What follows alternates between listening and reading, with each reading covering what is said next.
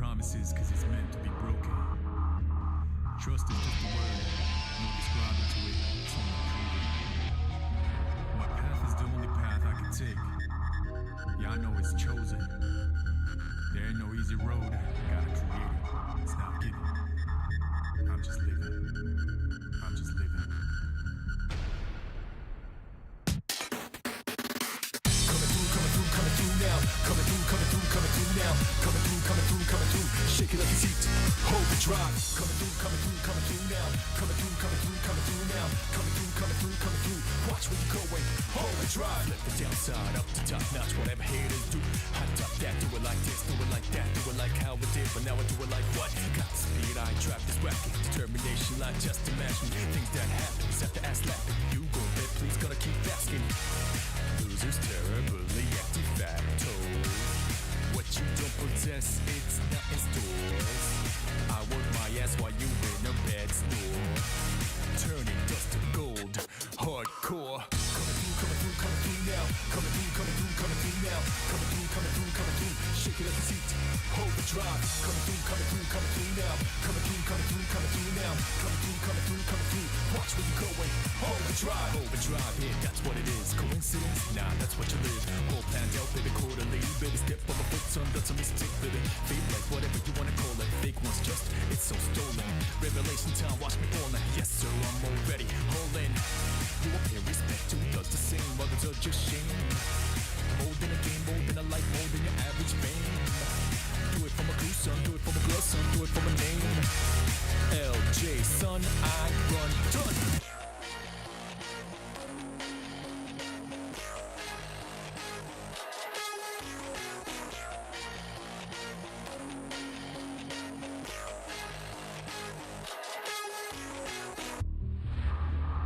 My path is the only path I can take.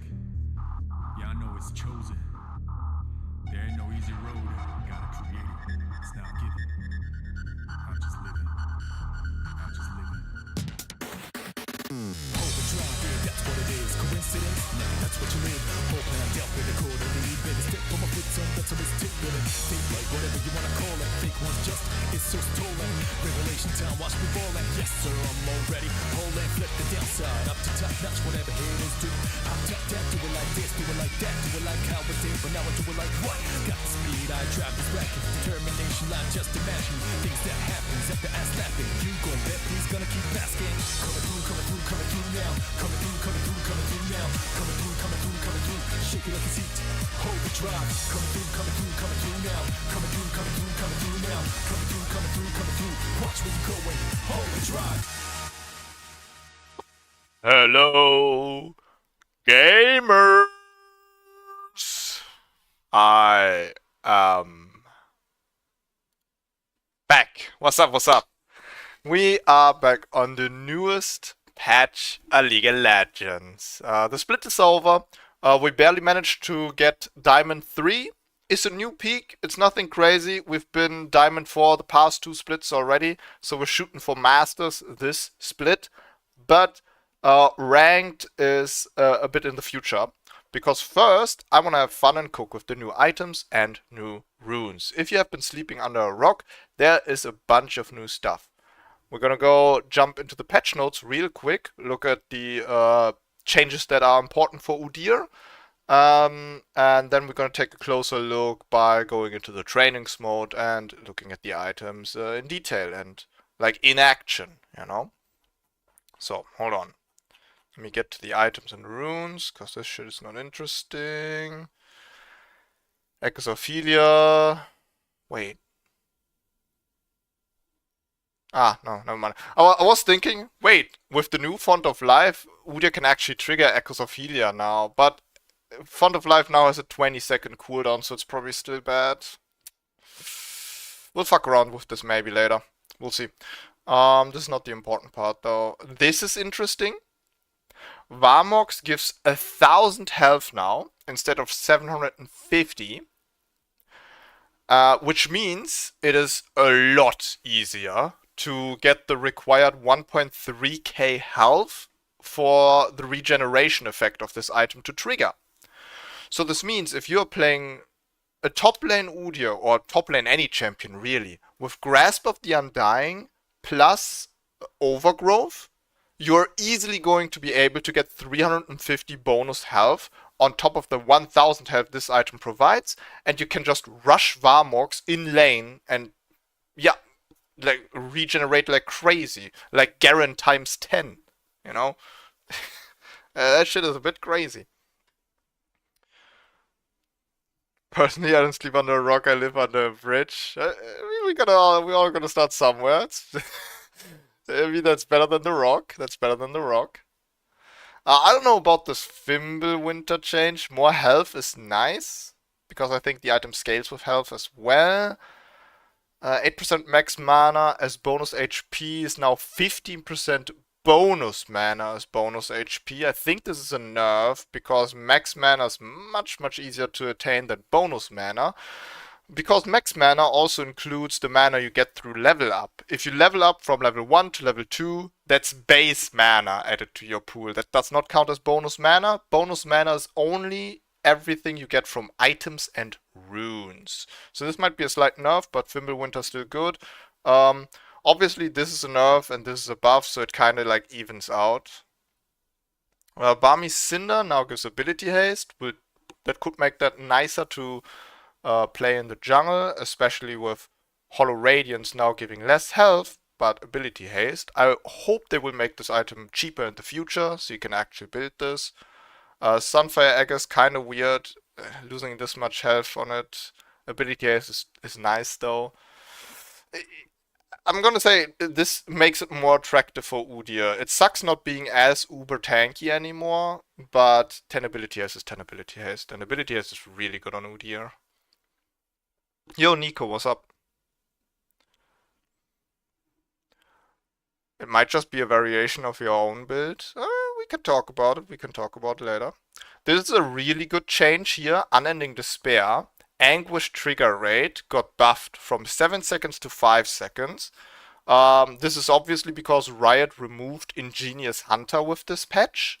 Rest in peace, best rune in the game. So some items that relied on Ingenious Hunter to work properly were gonna take a big hit. So Riot circumvented this by already buffing Unending Despair before people stop buying it, right? I mean, they're saying this here, with Ingenious Hunter going the way of the dinosaur. Yeah, okay. What the fuck? Huh? Wait, why is there the picture of Even Shroud when they talk about Abyssal Mask? They're just taunting us with dead items right now. What the hell? Okay, price down by 100, magic resist down by 10, unmake, blah blah blah. Wait, what? 8.6 to 25 magic resist based on bonus HP. Minus 20% magic resist, okay. So the magic resist reduction of Abyssal Mask is now better against tanks, but worse against squishies. Interesting change. It should be overall better with that. Little bit more range on the aura. Magic resist per enemy. You get 1 more per enemy. Unique with Void Staff and Crypt Bloom. This is a very sad change. That just kills cooking. That just kills cooking. Somebody wants to do a full Magic Pen item build. I say let him, bro. That's kind of sad.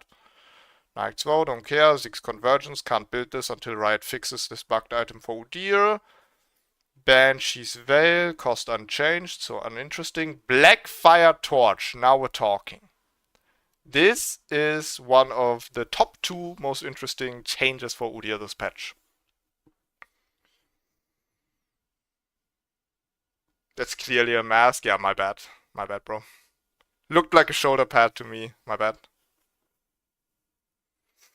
So only the mana from tier and tier items play a role in those scalings item in most cases now. Yeah, that, and you can of course build Frozen Heart, which goes pretty well with going Fimbulwinter. Like, it's a good combo. You can go Frozen Heart and Fimbulwinter and still end up pretty fucking tanky. Like, these items weave into each other very well. Because Frozen Heart needs health for its scaling, and Fimbulwinter provides that now, a lot more. And Fimbulwinter needs more mana, and Frozen Heart provides that. I think this is what Riot's going for. You want to play a top laner that just spams all of his abilities, never runs out of mana, and is very tanky, right? You do Frozen Heart into Fimbulwinter combo.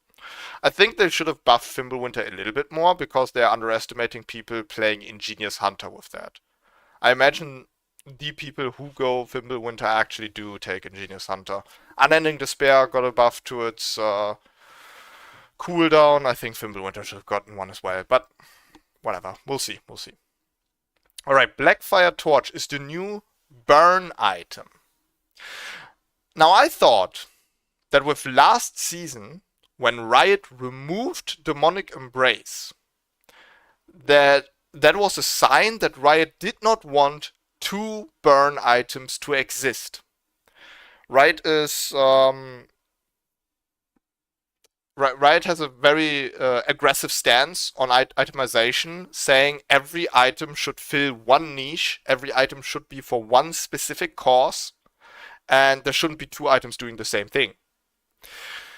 Now, this is a bit different, because Blackfire Torch gives mana and ability haste, while Liandry's Torment gives health and no ability haste. So it's better, like, Liandry's Torment is better for tanks and especially junglers, while Blackfire Torch is better for mid laners. There's champions like Malzahar or Brand, for instance, that are still being played mid lane, and they would like to build burn items, but going Liandry's Torment first just made them run completely out of mana. So they were forced to rush Malignance, which is useless on all their basic spells and only gives them the burn effect on their ultimate. So Blackfire Torch is kind of like a helping hand for Brand and Malzahar. But we're here for Udyr, right? So what we're gonna do, just for fun, I don't think it's gonna be good, but what we're gonna do is take the Phoenix Burn, put the Liandry's on top, get the red jungle item, get the Blackfire Torch, and Malignance for the first ever Penta Burn effect in the game. And that's gonna be really fun. We're gonna fuck around with that today. To make one thing clear, I think Malignance is better than Blackfire Torch if you're playing Udyr jungle. I'm gonna go more in detail into that once we go into the trainings mode, and I'll do like a damage showcase of the two. But for now, I'll leave it at that. It's a good item. You can build it, especially on lane Udyr, or if you want to do a full burn Udyr, it's not bad. It had to get a hotfix nerf. That really tells you how good it is. That's an MMA Udyr W for me. Or maybe. We haven't played that in a while. Kaffus be zooming with this shit? Kaffus? Which item? Are we talking about Blackfire Torch? No way. I don't think that's good for him. I think playing a bursty Kaffus is better. Unless you're tanky. Kinda sad about Demonic getting removed because I love the prospect of buying HP to 80 and AP to... I mean, you still have that, Mr. Spoo. You still have that. Riftmaker gives you AP based on health. When they removed Demonic Embrace, they took the Demonic Embrace passive and put it on Riftmaker. So if you still want HP to AP conversion, you can go Riftmaker, and it's a very good item on Udyr. Jax, Volibear also works on those. Yeah, 100%. I mean, it's still alive, bro. It's just not with the burn effect of Demonic Embrace, unfortunately. Alright, speaking of good items, Fated Ashes also had to get a hotfix nerf. That item was way too strong. So right now, when you're playing Udyr in the jungle, you want to rush Liandry's Torment. Liandry's Torment was being built by getting Haunting Guys for 1.3k and Blasting Wand for 850. Every time I did a full clear, which I do very often on Udyr, and recall, I end up with about 900 gold.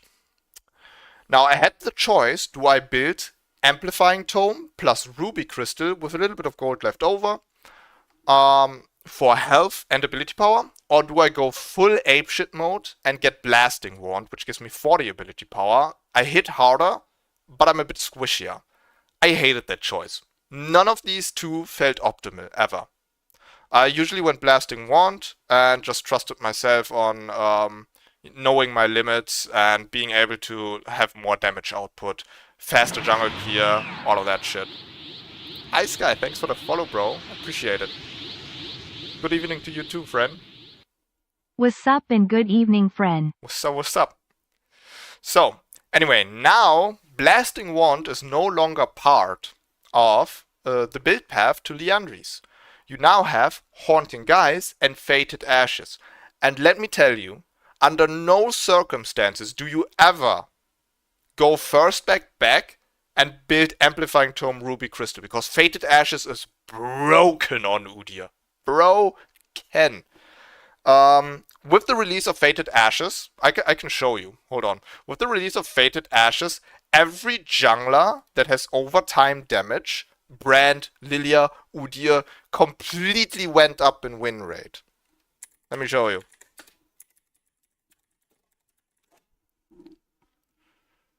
Yeah. Hold on. Can I sort this by jungle? Here we go. Ah, fuck. This is already after the hotfix, so they dropped a little bit, but they're still up there. Damn, can I go back one? I can't go back one patch because it's a hotfix. Fuck. Okay, but believe me, for a few days, Lilia, Brand, Udyr were the absolute kings. Now this item is still very good and should always be your first back. 900 gold is exactly the amount of gold you get if you get 6 camps plus a Scuttle Crab. No ganks involved. You don't have to hit a gank to build this item. It gives you 40 ability power and a burn damage on enemy champions, which is about 3 times as strong against jungle monster. Having a burn damage on jungle monsters, on top of the burn damage your Phoenix deals and the burn damage your jungle monster deals, is insane for wave clear, and you're gonna instantly notice the difference. So, if you're a QMax Udyr enjoyer, I'm sorry to say, but with the release of Fated Ashes, Phoenix Udyr takes the fucking cake. This is definitely the most optimal way to build Udyr right now. Just rush this and perma clear your jungle. It's actually insane. Bro, is that Augie and the cockroaches? Yeah, of course. That shit was goated. Alright, Luden's Companion. Don't really care about that. Liandry's Torment. Nothing changed. Overlord's Bloodmail. Now, since we were talking about it, you just brought it up, you like items that convert from HP to AP and HP to AD. Now, with the start of the season, Titanic Hydra got a little bit of a revert, where they took away the HP to AD conversion, but gave it back its active, so you can auto-attack reset with Titanic and get a stronger hit out. That is very nice. That is way better than the old scaling Titanic Hydra. But Riot was like, now the shit's missing. Oh, I know. We painfully remind of our community of the lost game mode, Twisted Treeline, and bringing back an exclusive Twisted Treeline item, Overlord's Bloodmail. Bro, I used to spam this item on Volibear every game in Twisted Treeline. That shit was goated. So for 3.3k gold, very expensive. It's kind of like the HP Rabadon's death cap. You get 40 attack damage, 50 health, and the passive gain 2% of your bonus health as attack damage. That alone wouldn't be enough. Kinda overpriced, but you get a bonus effect on top of that. Gain up to 10% increased attack damage based on your percent missing health, maximum bonus gained at 30% health.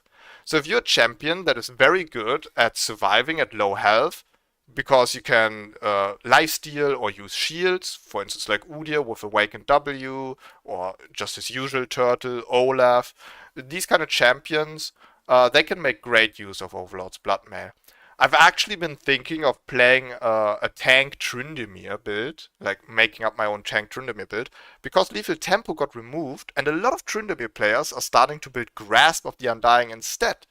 Because Tryndamere is very good at triggering Grasp with his bonus attack range that he has over some other melee champions. And on top of that, it allows him to take 3 of the Resolve runes. Usually, you would want to take Second Wind and Plated Steel Caps, one of the two, right? And on top of that, Overgrowth or Revitalize. Revitalize is very good if you rush Ravenous Hydra and of course with your Q healing. But that didn't allow you to take Demolish without losing one of the other two runes that are important for a winning lane. So now if you go Grasp of the Undying Tryndamere, you actually get to take 3 Resolve runes, meaning Demolish, Second Wind, and Revitalize on top, right? Yeah, I think I'm not trolling, dude. Tryndamere with Titanic Hydra Rush into Overlord's Bloodmail could actually kind of work. Because you get this 10% increased attack damage the entire time you are in your ult. Because you only have 1 HP, right? And it's at 30% health or lower. That's interesting. Of course, this item is also good for Udyr. Udyr is a champion that really enjoys building health. For anyone who doesn't know, Udyr's turtle actually scales with his max health, so you can definitely play full tank Udyr and get some good fucking results. So the build I just described, the same thing you can do on Udyr. I was just playing Tryndamere lately, so that's what the first thing that came to mind. Wait, are my eyes deceiving me, or does Restream bot not work, at least for Twitch? Maybe I need to like kind of relog it. On screen I see everything showing up, right? Over me. You can see Twitch and YouTube. But it's not the first time somebody complained about Restream chat not working perfectly fine. Maybe I'll just relog it after stream. See if that fixes it. To be honest, Tank Trin sounds dumb. I love it. And that's what we're all about. Dumb builds that people can enjoy. Pull a Yasuke, take tank, Trin mid, and make every mid confused on why you won't die. Funny story, I actually played Tryndamere mid yesterday against a Zoe, and she was not able to kill me. Alright, Black Cleaver gets a bonus armor reduction. Now instead of 25% on max stacks, it's 30% because we get 1% on each stack of Shred. Pretty interesting. A buff to Shredder Udyr, so if you want to do Stride Breaker into Black Cleaver, that build got a little bit of a buff. Very nice. Plated Steel Cap, that is the biggest nerf of the patch. This shit was insane. Basic attack reduction from 12% to 8%. Plated Steel Caps, outside of Frozen Heart, was the item you built against on-hit teams. The enemies had a fat AD carry and like a Yone or Yasuo mid or Tryndamere top. You always build Plated Steel Caps. Always. That shit made you invulnerable against them. You ate so much damage of their auto attacks. Now, Riot is stating, Plated Steel Caps has always stood out as a very popular counter item. In this update, we're going to make them more generically good against physical damage and less sharp against attacks. That is correct. Like I said, Plated Steel Caps were kinda OP, but they're not stating the real reason here. Let me get into Riot politics here, bro. With the removal of lethal tempo, Tryndamere, Yasuo, Yone, and a lot of AD carries are suffering. And I think with the Plated Steel Caps nerf, Riot is trying to counteract this, so they don't suffer as much. Kinda whack. I think they could have gone from 12% to maybe 9%, maybe 10%, but yeah, 8% is rough. They're still good, like they said, generically good, but it's not the perfect counter item anymore. It is what it is. Boots of Mobility have been removed and completely replaced with the new support boot item, Symbiotic Souls. I've been thinking on building this on Udyr. We might try it out today. There's just one problem with it. So similar to Boots of Mobility, these boots give you out of combat movement speed. You have 35 movement speed, and out of combat you gain like another 40 or 45. They're the fastest boots, but as soon as you start combat, they're very slow. They are slower than all the other boots. The problem within that lies is that if you do your jungle clear and the jungle monsters attack you, that deactivates the boots. So during your entire jungle clear, you're pretty much slowed. It would help you ganking and moving through the river. So if you play around that, Symbiotic Souls can be worth it. The one thing that I really like about those is this effect. Your recall is empowered. What that means is that once you buy these boots, for the rest of the game, you have Baron recall. And I think Baron recall is twice as fast as normal recall. Normal recall is like 8 seconds. Baron recall is 4 seconds. Something like that. It's insanely fast. The idea that Riot is pursuing here is that a lot of supports, they go to like Dragon Pit or Baron Pit, they put down their 3 wards, and then they need to recall, reset to base to get new wards, and then regroup with their team before it's too late, right? This is gonna help all the supports to recall faster. I kind of want to try this out on Udyr just to have more tempo, have more presence. Right after I did a gank or right after I did my full clear, instant reset, boom. Like imagine I do a full clear, I see shit, dragon is up in 30 seconds. I recall here, I'm not gonna make it in time. If I have symbiotic souls, faster recall, I might make it in time. So this could be very interesting for tempo on junglers, but the in-combat movement speed is bad, so we might have to run movement speed runes with that to counteract it. Yeah, that's what I'm thinking. Yet to be honest, I haven't been feeling like playing League myself because Vanguard was taking my PC run worse, so I uninstalled it. Yeah, yesterday my League of Legends fucking took my PC for a ride too. I was just scrolling Twitter and was having the insanest lags until I closed League. That was really weird. I hope they fix that soon. Alright, Bloodthirster is also, call me crazy, but now an option for Udyr. They removed the crit completely and put insane amounts of 80 on it. From 55 to 80. We now have 80 on an item, which makes it, I think, the item with the most 80 in the game. Correct me if I'm wrong. Maybe this or Infinity Edge.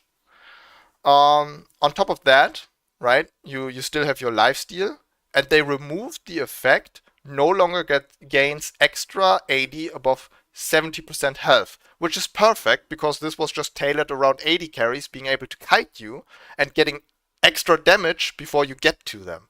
Right, Udyr is the exact opposite. He gets closer to his enemy, he's half health before he reaches you, he won't get anything out of this effect. So this being removed makes this good now for him. Unironically, try to rush Bloodthirster in jungle or top lane. I think you can get decent results. This shit's kinda funny. Especially on top lane, because they gave it back the Iker Shield passive, where if you are full health and you lifesteal, you get a shield. Right, Collector got some slight stat changes, good buffs. Essence Reaver is useless now. Immortal Shield Bow has no more lifesteal. That sucks. I'll probably never build this item again, which is unfortunate. Yeah, Infinity Edge now also has 80/80, so Infinity Edge and Bloodthirster are the strongest 80 items in the game if you're talking about raw stats. Kirk Ice Shard is getting removed for another item that pretty much does the same thing, but Riot didn't want Kirk Ice Shard anymore because it gave attack damage and attack speed. Honestly, they could have just changed the stats from Kirk Ice Shard to attack speed. There was no reason to remove it and add this other weird item. Where is it? Why wouldn't they place that right under it? So this is what replaces Kirk Ice Shard. It's Scout's Slingshot. This item only gives attack speed as stat and nothing else. The idea behind that is that you get to trigger the on-hit effect of this item more often. Damaging a champion deals an additional 40 magic damage. Attacks reduce this cooldown by 1 second, right? So yeah, unfortunately completely useless for jungle because it only works against champions. So not too interesting for Udyr. Alright, where were we? Kraken Slayer, not too interesting. Mercurial Scimitar. Crit chance removed and 10% lifesteal added. Interesting. Actually viable on Udyr now if you need something for anti-CC. Fair warning though, this item went up from 3,000 gold to 3.3k, which is dumb. expensive. It's like super, super late game. Never build this item early. You're gonna lose a lot of tempo. And Riot buffed Mordekaiser ult that it cannot be countered by this anymore. I'm pretty sure you can still counter Mordekaiser ult by using Awakened E on Udyr, but you won't be able to get out of it with Quicksilver Sash or Mercurial Scimitar. Not too interesting, not too interesting. Phantom Dancer, attack damage removed, a bunch of attack speed on top. They literally doubled that stat. More movement speed, less cost. Pretty interesting. If you want to play a full on-hit attack speed Udyr, you can maybe build this item. It's very aggressive, so you need to build like a health item before that. But it's an option. It's an option for sure. Rapid Fire Cannon is trash now that they removed the attack damage from it. Not too interesting for Udyr. Runans, nope. Static, nope. Terminus.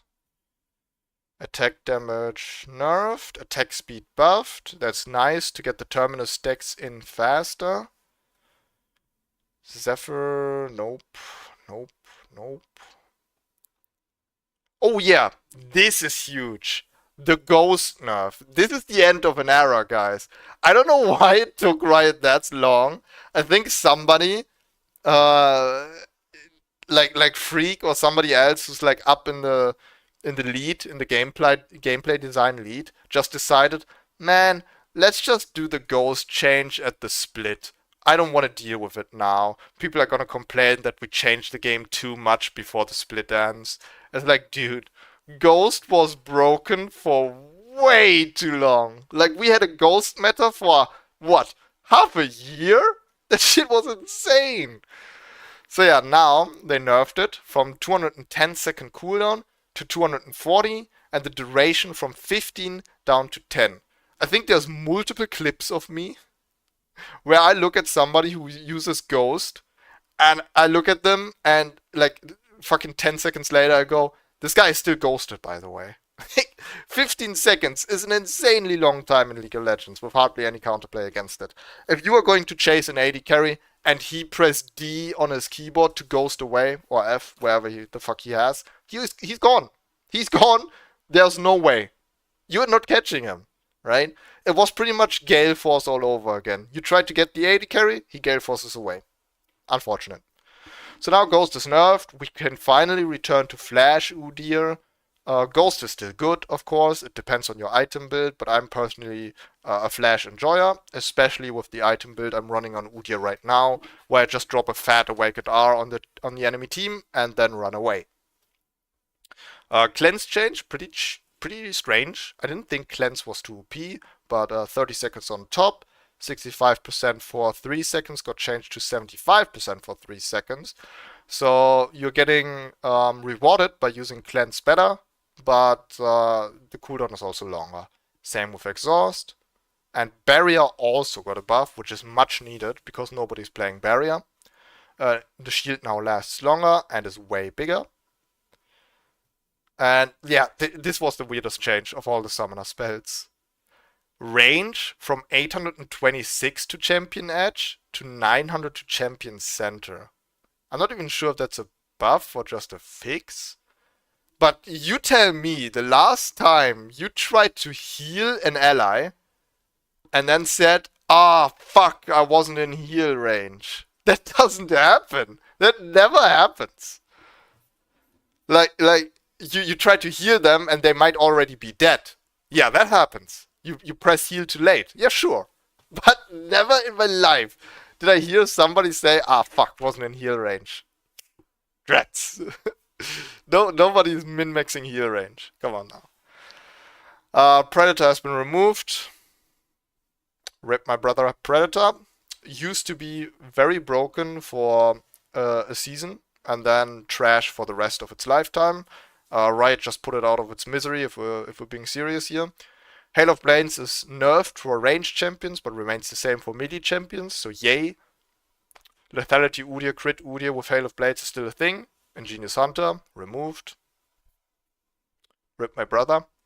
Sudden Impact got an interesting change. Sudden Impact is pretty much like Cheap Shot now, but for dashing champions.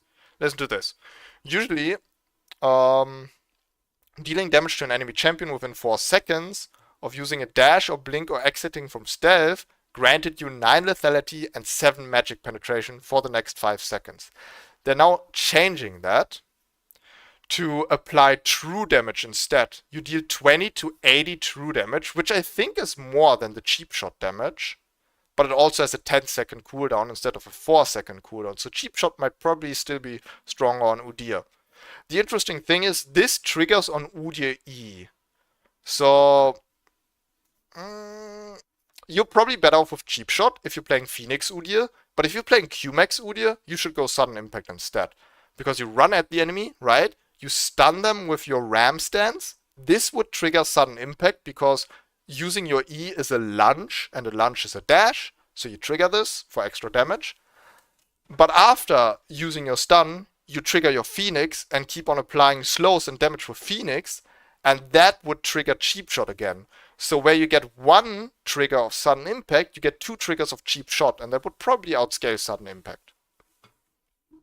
Just because of the lower cooldown. Alright, Relentless Hunter got a nerf. RIP, that rune sucked before anyway. Lethal Tempo got removed. Not gonna pray for that one. This shit was actually a cancer for the game. Interesting change for Press the Attack. Usually, with Press the Attack, when you applied it to the enemy after 3 auto attacks, it lasted for 6 seconds. And then it was gone and you needed to reapply it. Now Press the Attack lasts until the end of the fight. Meaning, your enemy is exposed for longer, you get to apply more damage. It's better for consistent damage. It's a nice change. Overheal has been removed for the new rune Absorb Life.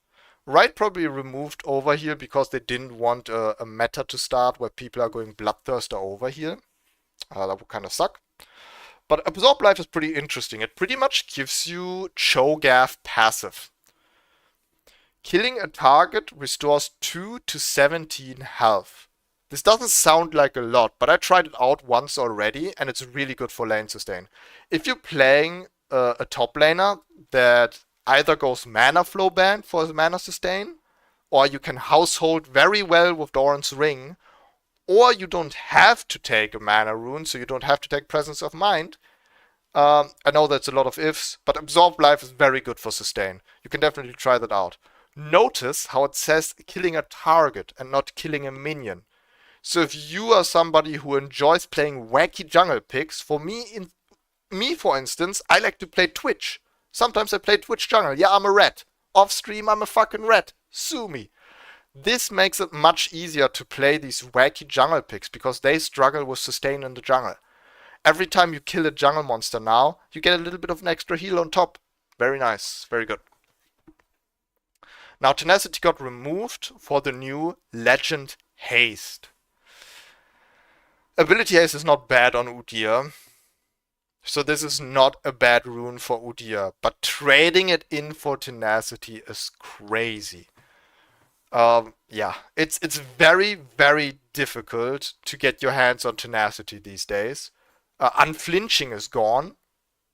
Legend Tenacity is gone, right?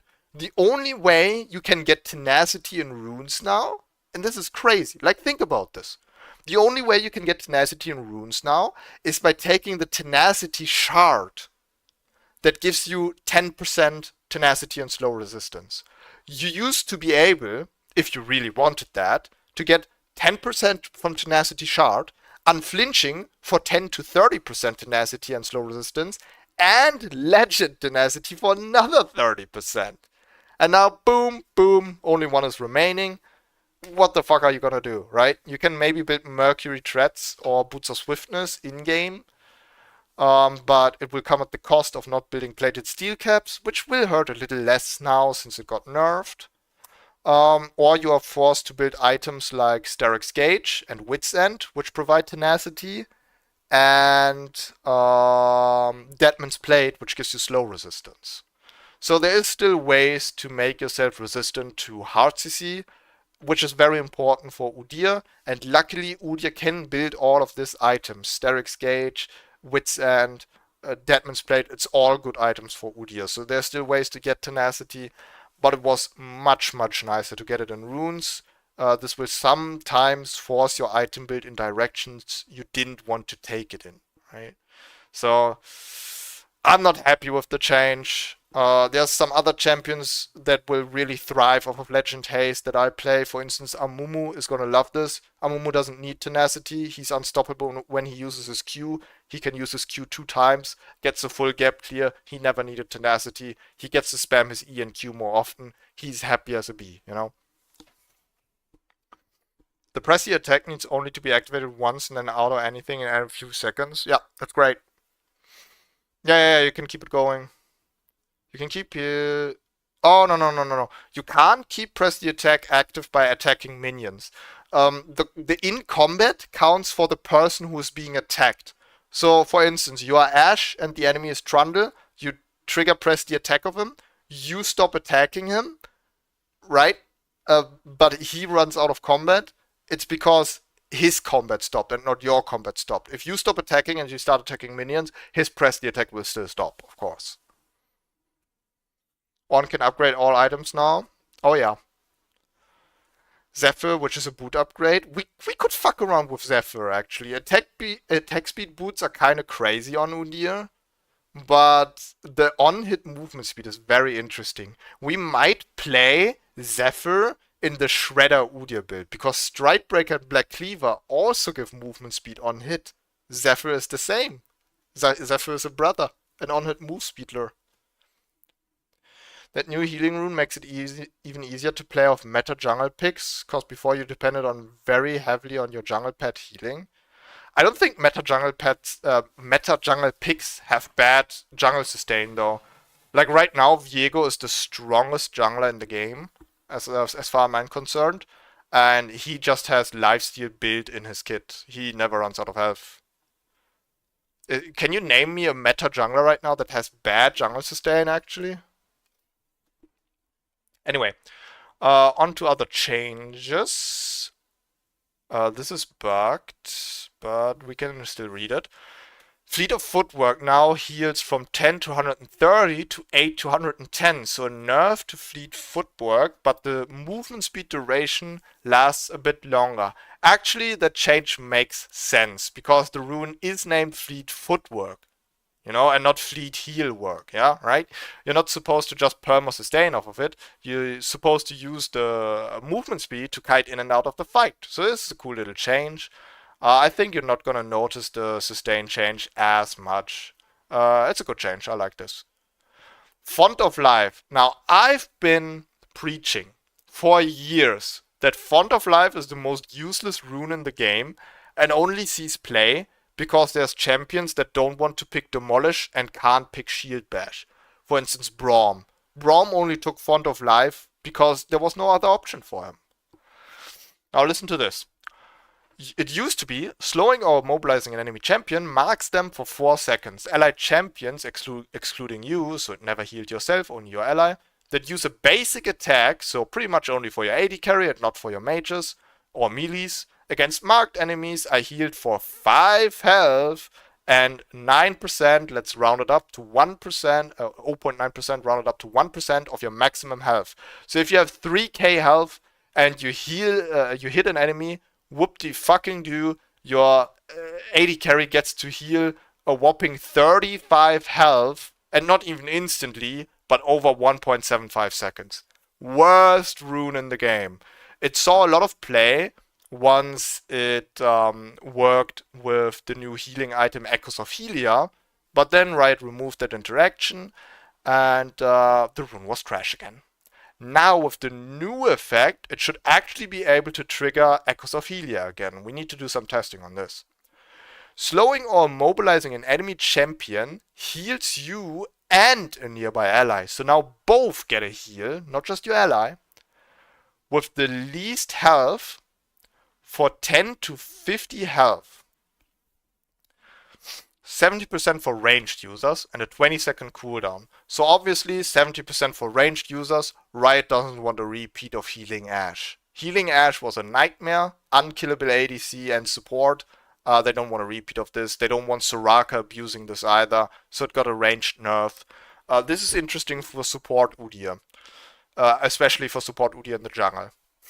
If you are a Phoenix Udyr enjoyer, you permanently immobilizing the enemy, and you definitely get to trigger Font of Life easily. Now 20-second cooldown hurts pretty bad, but I might be down to trigger Echoes of Helia every 20 seconds. Maybe. It's not good, but it's playable at least, so that's interesting.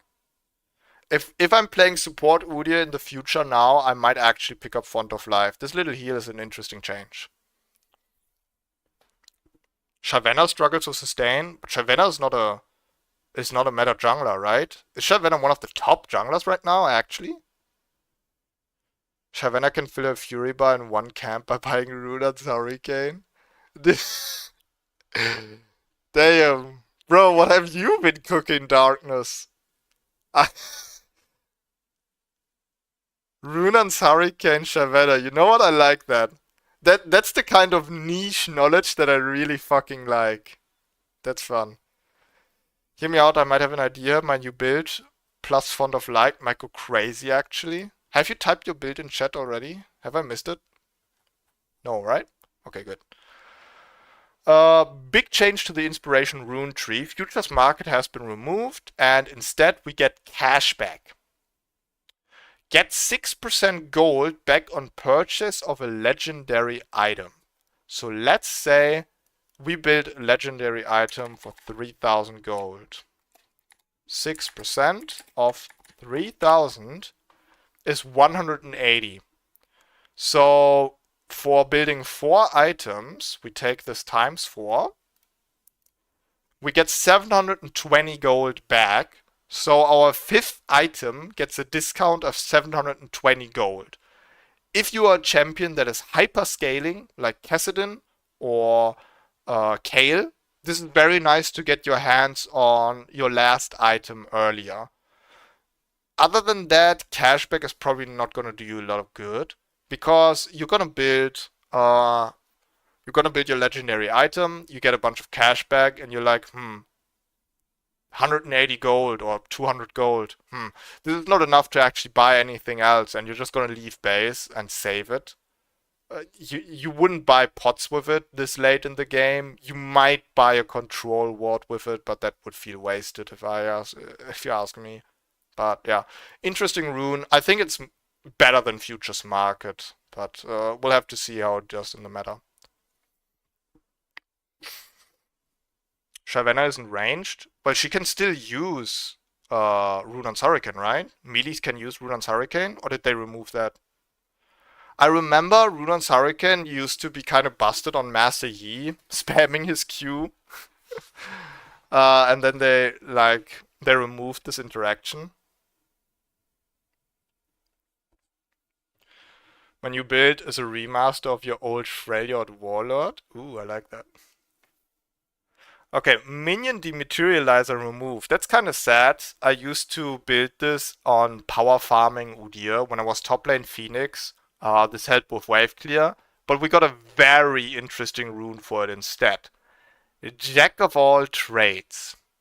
For some reason they typed that 2 times. Jack of all trades, Jack of all trades. Now, if you were here on my last event stream, we actually played what I called Omni-Deer, where I had every stat in the game in a single item build. And this rune would actually go crazy on this item build. Listen to this. For each unique stat on items you have purchased, get a stacking bonus. Get 1 ability haste per stack. At 5 stacks, get 10 adaptive force. At 10 stacks, get 25 adaptive force. So let's say we want to reach 10 stacks. Doesn't sound too hard, right? Let's see. We probably would, like on a usual top lane Udyr build, we would have health, attack damage, attack speed, ability haste, armor.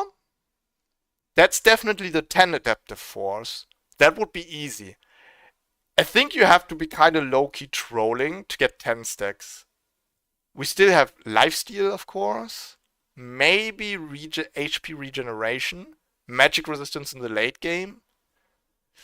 But I can't think of 2 stats we could get easily. without trolling the item build.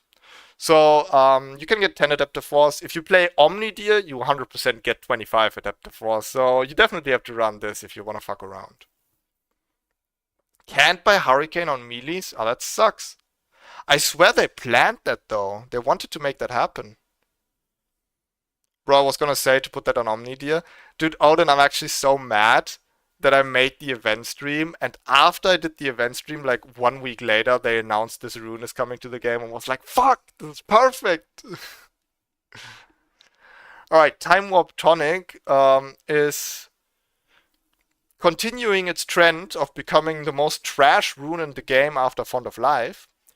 No longer reduces healing of potions. Upfront healing 30% to 40%. Removes the bonus movement speed for the duration of potions. So it used to be 4% bonus movement speed on potions, then it was 2.5, then 2%, now it's gone. No more movement speed if you use Time Warp Tonic, and the upfront healing is now from 30 to 40%. One thing that's interesting though, is that it says no longer reduces the healing of potions. I think what this implies, and we might need to test that in a game, but what this implies is that your potions now heal for 140%. If that would be true, that would be kind of busted, so I think I'm misunderstanding it. Some huge buffs to the healing of Time Warp Tonic. No more healing reduced on your lingering heal. And even more upfront healing. No, I might be understanding it right. It might actually be good now. Hold on, it might be good now. My question is, should I put wait, what? Hail of Blades, Electrocute, or Dark Harvest on the Keystone? Well, I don't know what your build is, brother. I don't know what your build is. First strike, gold gained 5 to 15, but 4% of damage dealt instead of 8% of damage dealt. Damage amp from 7 to 8%. This seems like a buff to first strike. The ceiling is lower, like the gold scale ceiling. If you do a lot of damage, you're only getting 4% of it instead of 8%, but poke champions are thriving with this because they get to get more gold consistently, even with just hitting 1 or 2 abilities instead of a full combo like that. This is good. Was that it? I think that's it. Yeah, this is just arena. Yep, okay, that's it. So now that we ranted and raved about all these items, let's go into the practice tour and test the new runes and items, and then we go into some games.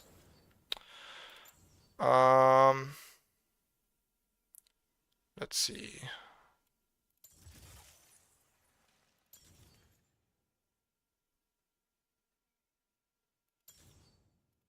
We want to test all of these. Is there any other new runes? We could take Sudden Impact, but Font of Life seems more interesting. Just conditioning is fine. Okay. Let's go.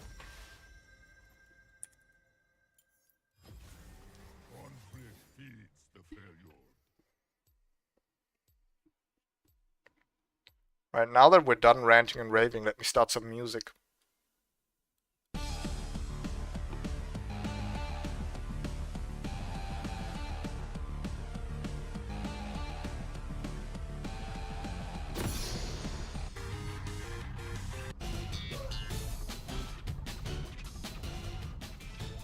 There we go.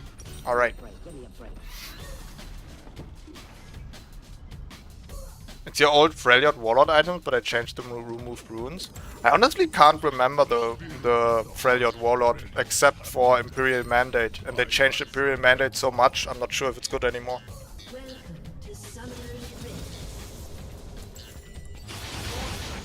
And we don't build fucking Crystal Scepter anymore, because we now have a slow on Phoenix. I think I have to redo Freljord Warlord at some point, but maybe you already did a good redo of it.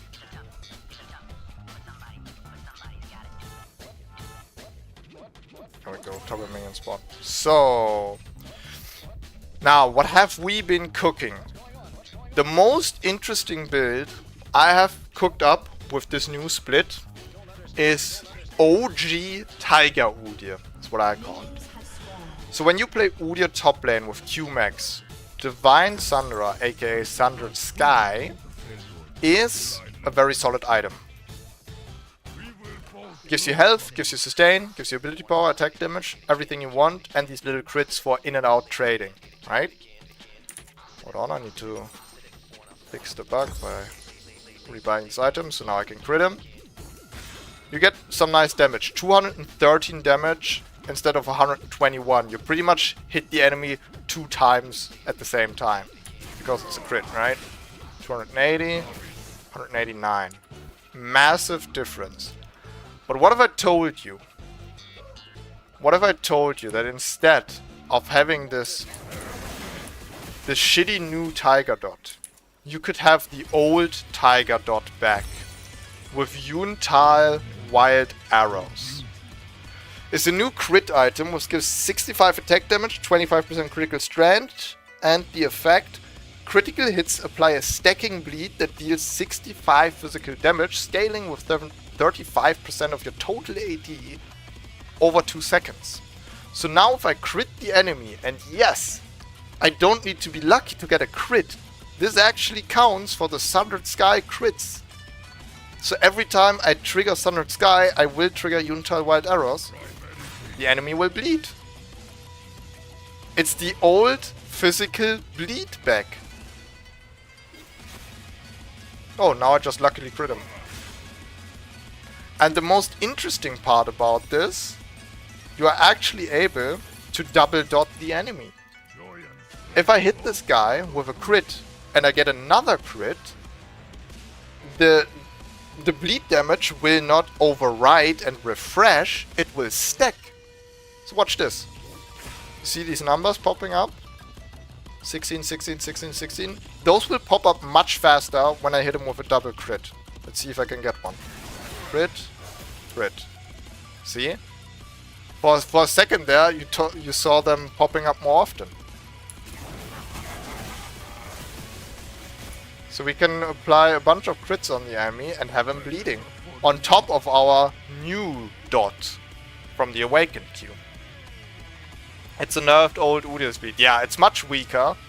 But it is a physical bleed, so it's like the old Udyr bleed. And it's undodgeable. Right? So it won't let you down like the other one. See, if I use my bleed here, this bleed won't jump over to another target. This shit's loyal, right?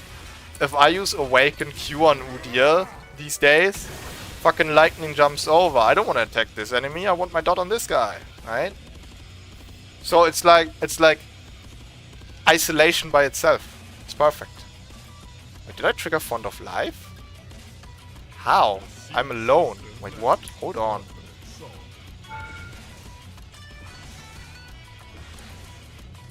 Does Font of Life trigger without an ally being nearby?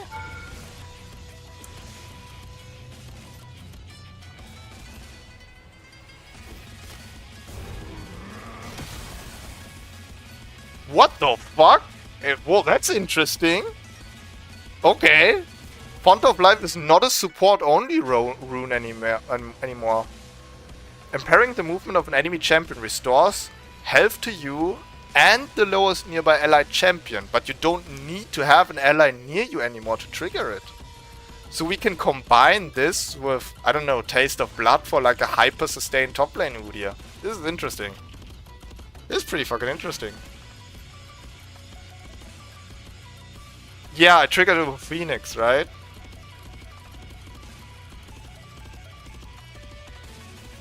I'm already redoing it. It's the Imperial Mandate. I think it might still functions fine. It's called Asgard Warlord.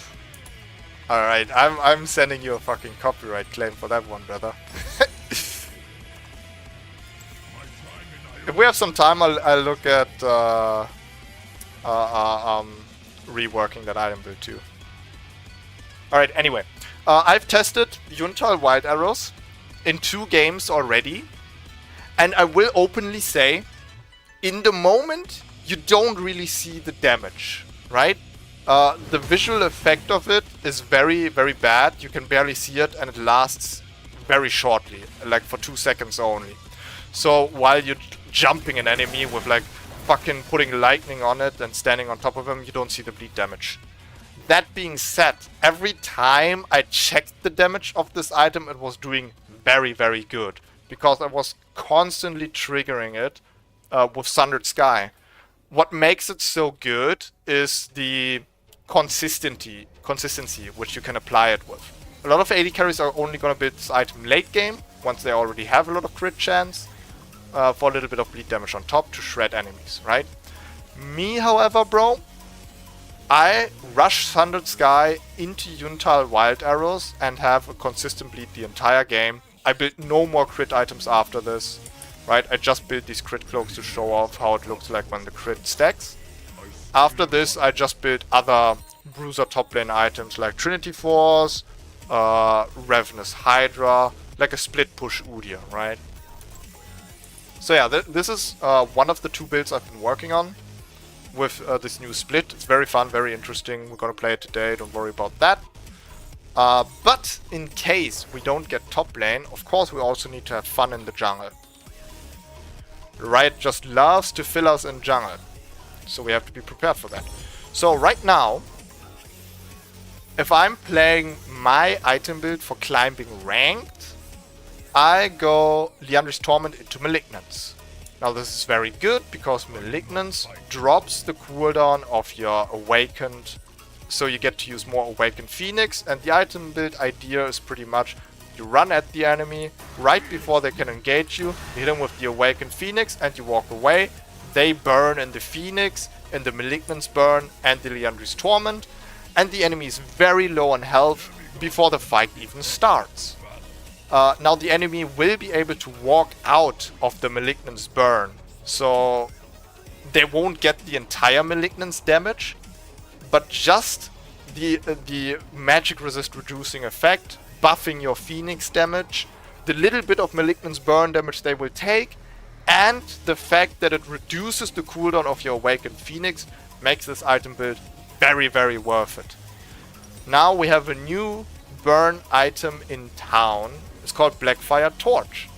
Now, right off the bat, Malignance is 100 gold cheaper than Blackfire Torch, which puts it slightly ahead, and the stats are very similar. You get 80 ability power from Malignance, 90 from Blackfire Torch, and they give the same amount of mana and ability haste. There's one interesting thing about Blackfire Torch though. The effect Blackfire. For each enemy champion, epic monster and large monster affected by your Baleful Blaze gain 4% ability power. So, if I go and clear the Raptors camp, right now I have 199 ability power. I hit Phoenix, it's 207. Not too shabby. I get a little bit of ability power on top. And the more ability power I have, the better this will go, right? It only triggers large monsters, so not the little raptors. But every time I have a monster burning, it helps. This is especially good if you want to do grubs, right? Because this should trigger 3 times now. So instead of 207, I'm going to have 223. Not too shabby, not too shabby. Would I rush Blackfire Torch over Liandry's though? No, I need the health for the skirmishes. Liandry's is still better to rush in the jungle. And on top of that, yeah, if I build Liandry's first and then Blackfire after, there is gonna be no grubs anymore. It's still gonna help you with clearing dragon, but yeah. Here is the issue with Blackfire Torch though. Some people might say, hey, I like Blackfire Torch more because it gives me 10 more ability power. The burn effect is stronger because it actually sticks to the enemy instead of placing a burn field on the ground which enemies can walk out of. And I get 4% ability power for every enemy I'm burning. So if I land a fat awakened R with 4 enemies in it, whoa, I gain 40 ability power. This shit's broken, right? But there's one fatal mistake a lot of people do not understand. And that is, if I use my Awakened Phoenix and hit enemies with it, and then get the AP, that will not make my Awakened Phoenix stronger. That is very, very important. The moment you use an attack, it uses the AP you have. If I cast Phoenix right now, it will deal the damage it shows here. 90 magic damage, 73 magic damage, and if it's awakened, 16.4% magic damage. If I now press Phoenix and get extra ability power, of course the numbers change. They go up, because I just gained ability power. But the numbers used are the Phoenix I just pressed. So if I hit a fat awakened R on 4 enemies, all that bonus ability power I have is useless. This 30-40 bonus ability power I get, I could only use if I like followed up with a turtle to get a bigger shield. Or run back in with another Phoenix cast. And this is what makes Malignance better than Blackfire Torch. Blackfire Torch is still very fun, and having a burn item on Udyr is always going to be interesting. But Malignance is better. If I'm going to play Burn Udyr today though, we're going to build them both. We're going to do Liandry's into Malignance into Blackfire Torch with the red jungle item and have a quadruple burn. That is the second item build we're doing today. So we have old bleed Udyr on top lane. So old tiger dot Udyr. And we have the full burn in the jungle. And now we could fuck around with a healing Echoes of Helia Udyr with the new Font of Life. A hyper sustain Udyr with Font of Life on top lane. And just because the topic came up, we might play Imperial Mandate and see if we can make Freljord Warlord happen again. Predator got removed as well though, so we really have to change a lot. We'll see what we can do. That's definitely at the end of the list.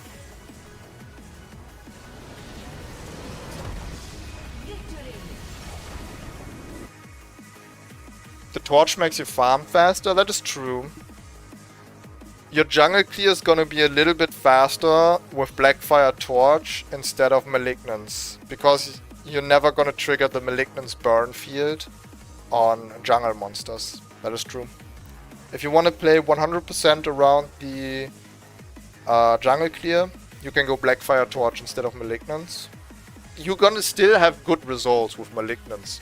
But if you wanna land those fat awakened R's for the team fight, Malignance is where it's at. Malignance is definitely better for the team fights.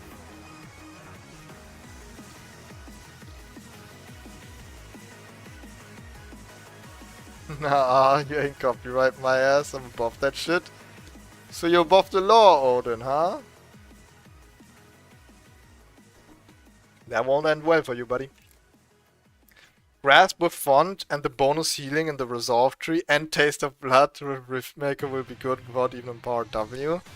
I think Riftmaker is cooking a bit too much. Instead of Riftmaker, you should buy something like Sundered Sky or I don't know, anything else. I think the thing is, Grasp, Taste of Blood, Font of Life, they all trigger at the same time, right? But Riftmaker's Omnivamp only triggers once you have it fully stacked. So it's kind of off balance, right? One like all the other effects are right at the start, and one effect is like at the end. It's like, I didn't get to trigger yet. Please keep trading. And you're like, well, my other shit already triggered. I kind of don't want to keep trading. So I don't think Riftmaker's too good with that. But I see what you're cooking, bro.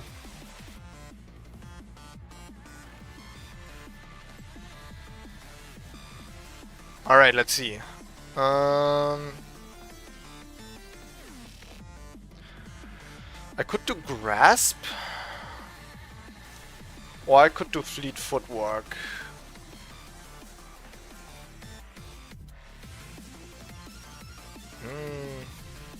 I'll do Fleet Footwork. So I can show off Absorb Life.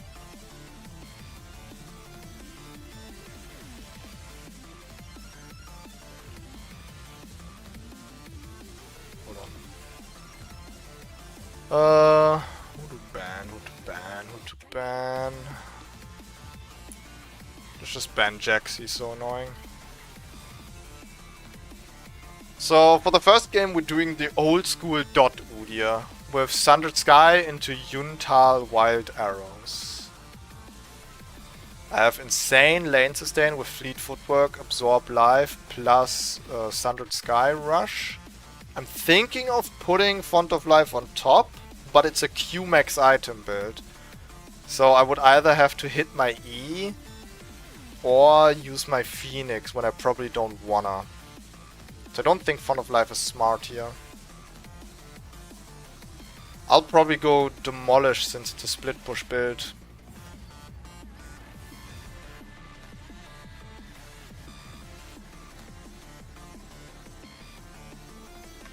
The ability damage updating time is ability specific, Mr. Wild. Some updates its damage in real time after used it already, some don't. There's no way Phoenix will update its damage while you're using Phoenix. No way. If it actually does that, I eat my words. I'll eat my words, bro, if it actually does that.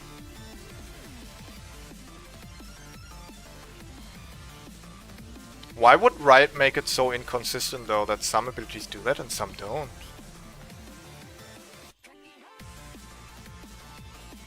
You shall be the one to test the Freljord wallet if you can today. I probably actually can't come up with a good build for today, I have to be honest. Does Phoenix tick proc electrocute though? Yes and no. If you just stand in front of the enemy while using Phoenix and you're not attacking him, I don't think you can trigger electrocute with that. But a Phoenix tick does count towards triggering electrocute, of course. Electrocute is very good on Udyr. If you use, if you run at the enemy and you stun them with Ram Stance, then you activate Phoenix and auto attack them, it insta triggers electrocute with just 2 auto attacks. Because you damage them with Ram Stance, you damage them with the Phoenix auto attack, and with the Phoenix overtime damage. So that's 3 damage instances and they get an electrocute proc. Rifter's damage increase and the Omnivamp with Grasp, damage and healing health scaling will make longer trades better. Yeah, but Taste of Blood and Font of Life have a 20-second cooldown. There's no way you keep a trade going for 20 seconds. The fight is over after 20 seconds, I can assure you. And the Omnivamp doesn't help our healing runes, because our healing runes don't do damage. They don't scale off of damage. Omnivamp is only good for damage. Yo, Quitter, we're just cooking. I just spent an hour ranting over the new patch and testing stuff out in the trainings mode, so we just literally started the first game. I'm about to go into my first game here. We're doing the old... we're doing OG Udyr. OG.Udyr. With Sundered Sky into Yuntal Wildarrows, which gives us a crit on bleed. Sorry, a bleed on crit.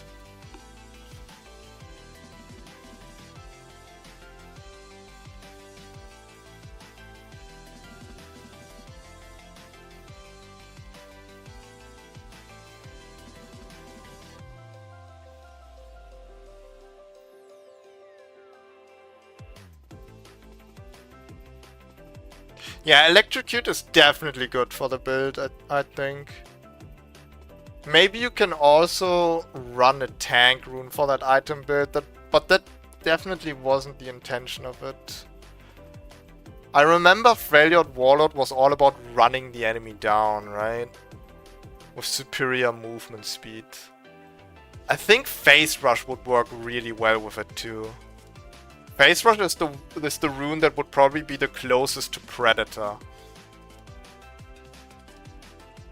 If I would play Freljord Warlord right now, it would probably be either with Phase Rush or with Aftershock.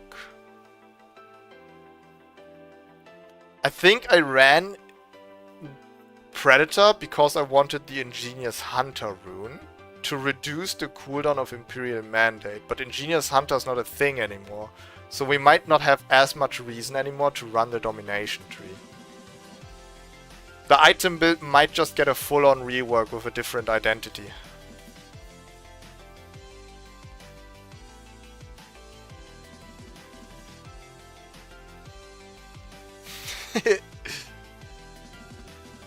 True, it's Asgard Warlord. It's different.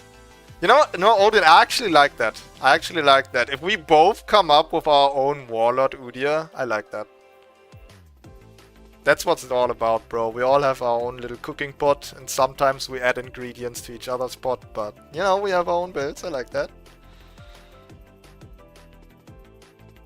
Omnivamp with W lifesteal might be good. Yeah. Somewhat, yeah. If you want to go full sustain, sure. Yeah, exactly. Sundered Sky gives you a guaranteed crit. It actually counts as a crit, so every time you trigger Sundered Sky, you get the bleed damage from Udyr Wildarrows. I know, I'm a goddamn genius. Can never tell before you try. True. I do play a lot of Riftmaker Udyr every now and then. But I play it more like around Phoenix than around Turtle. If I would want to do a full sustain Udyr top lane, I would do it with lifesteal and AD. I think I'm gonna try out the new Bloodthirster top lane sometime. It's probably not better than Ravenous Hydra Rush though.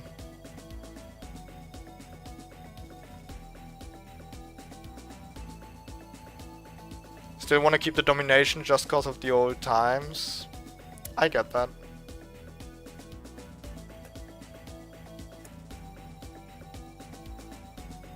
I'm gonna have to look into... I actually have to rewatch the guide. I have no idea what the fuck I said in the Freljord Warlord guide. It's been too long. I have to rewatch it. The only thing I remember is that the item build was all about running the enemy down, catching them, slowing them down for my team to follow up, and they got the Imperial Mandate bonus damage, right? And then we all got movement speed to stick to the enemy, and we were just all running the enemy down. But I think you can accomplish running the enemy down without having a lot of damage, right? I think the most important part is the superior movement speed to be able to run the enemy down, or actually tankiness to be able to stick to the enemy for longer. So that's why I'm thinking of going Phase Rush or Aftershock.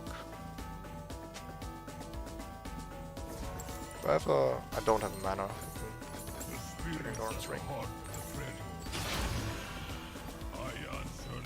I'm not sure if it's worth to stick to the domination tree just for the electrocute proc. It could be. Minions have spawned.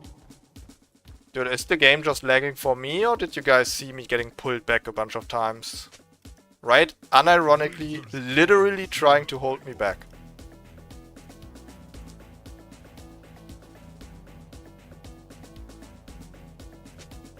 Yeah, 80 is fucking insane, right? And all we had to do was get the crit chance removed. Who cares about Bloodthirster's crit chance, bro? We get to have 80 with a fucking lifesteal effect on it. That's nasty. The lane phase is gonna be super weak because, yeah, you're gonna be good with Vamp Scepter, but there's no such thing as a BF sword peak on top lane. Right? That's not a good bag. So Vamp Scepter back is gonna be good, and once Bloodthirster is finished, that is also gonna be good. But in between, you're probably gonna get your ass whooped.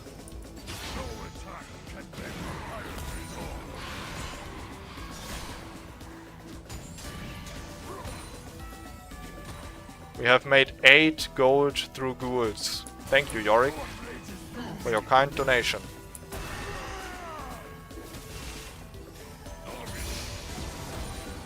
Oh my god, I haven't missed a minion. Oh my god. Perfect farm? 3 perfectly farmed waves? Wait, I have 19 minions. That doesn't add up. I must have missed 2 minions. Or was it only 2 waves and it counted the ghouls?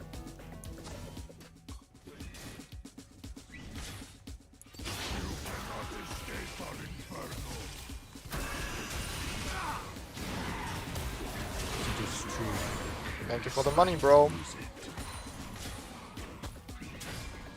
You don't have to respect Yorick in the early game at all, especially if you're running something like me with Absorb Life plus Fleet Footwork. There's no way he has the damage to kill me. He also rushed Tear of the Goddess, so I can just literally chill and farm his ghouls. I think Absorb Life actually triggers on his ghouls as well. I think his ghouls... Oh, well played. Anyway, I have to go. I think his ghouls actually heal me. That is insanely cringe, brother, and I really wish you wouldn't have done that. Can you not? Oh my god, bro. You are the worst human to exist. Dive me then. Dive me. You stopped my recall. Dive me, you won't. You fucking won't. What?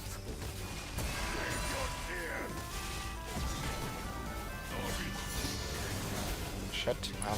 I don't have the damage. There we go. Shit.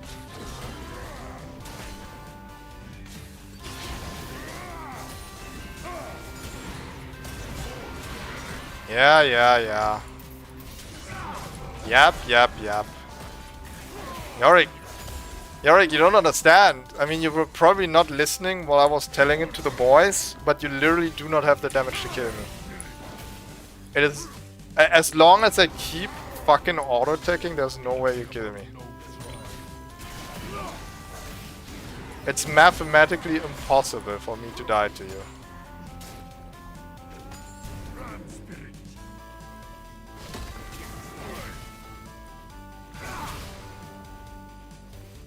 Alright, let me watch out for another Warwick gank here. Before I shove in the wave.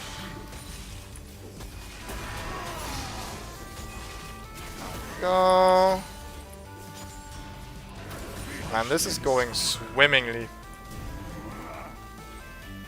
Alright, quick heal check. Fleet Footwork has healed us by 140 health. Absorb Life has healed us by 240. Dude!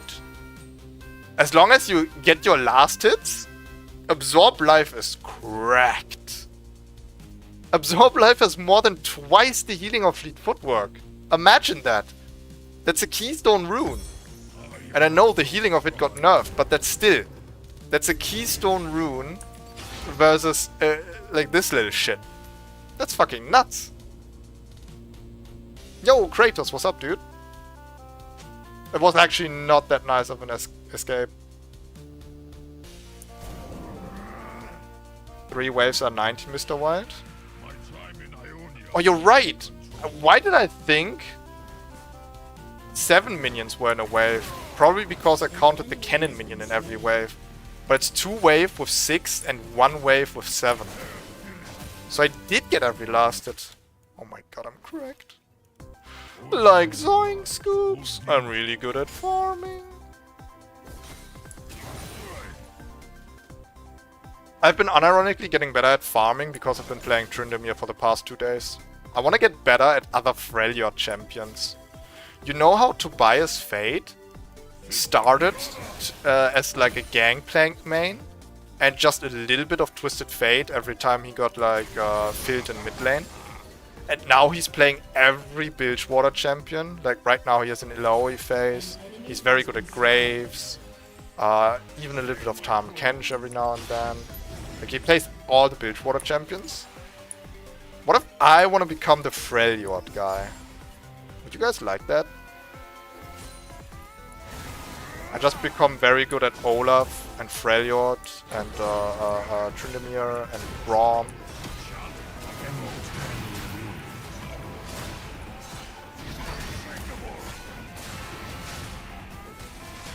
Okay, bro has gotten a little bit of damage now. Respectable. Think I can out-sustain it though. There's a bit of a risk. But a risk worth taking.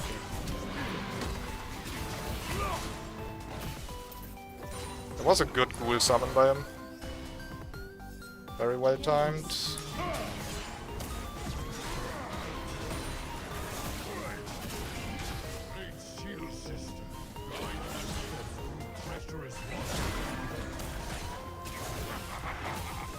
Bro, I'm like Warwick on the top lane. Fleet footwork plus absorb life goes crazy. Whew. It's a bit scary. I'm not gonna lie, it's a bit scary. But definitely fun.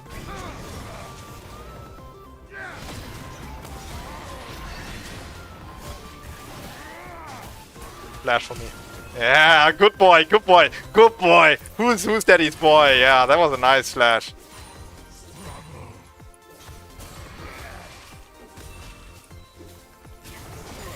I have played this item build, I think 2 to 3 times already on top lane, so I kind of know what I'm doing. It's pretty nice for sustain. Look at these numbers, bro. I healed over 800 health already. My goodness. Watch out for Iron Maiden, yeah.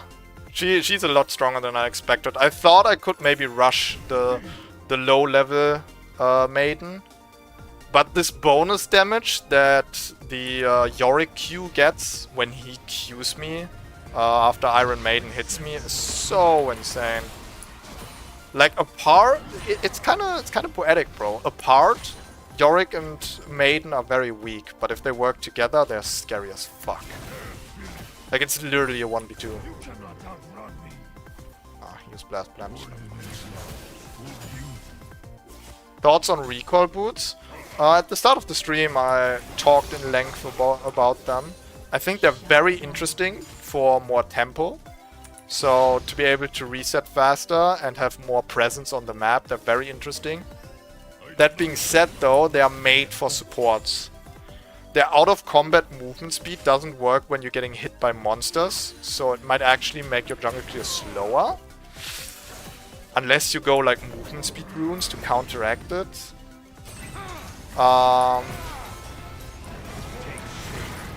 What else? Nice trade, buddy. Thanks for the ghouls. The recall is very, very interesting. I fuck with it. I'll definitely build these boots sometime down the line. I might build them this game. Nah, I can't. I need to build plated steel caps, even though they're nerfed. Auto attack, auto attack, auto attack. It's too many auto attackers. I have to go plated steel caps. But when I get the chance, I'll build the new symbiotic boots. But yeah, like I said, they're made for supporters, because supporters place their wards in Dragon Pit or Baron Pit, and then they want to recall really fast to get new wards. So Riot literally made boots for them to do that better.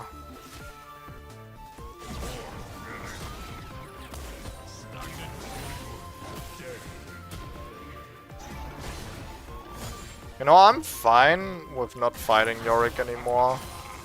We have established our dominance once. We took his flash. You know, if my jungler wants to gank and kill this, we can do that. If he doesn't, I'll just keep farming. I'll out-sustain all the damage. Absorb life might actually be a counter rune to Yorick. Does he have TP? He doesn't have TP. I have Demolish. I might be able to get a plate here. Oh, most definitely. Do I hear 2 plates? With all the grubby buffs we got? And that is the ultimate power fantasy of this build.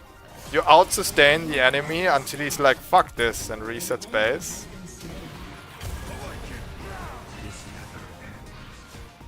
How did I not get that final plating? What? Or did I get it? You out-sustain the enemy until he's like, fuck it, and leaving, and then you take the platings. I kind of missed my timing to go base though, I don't have TP up.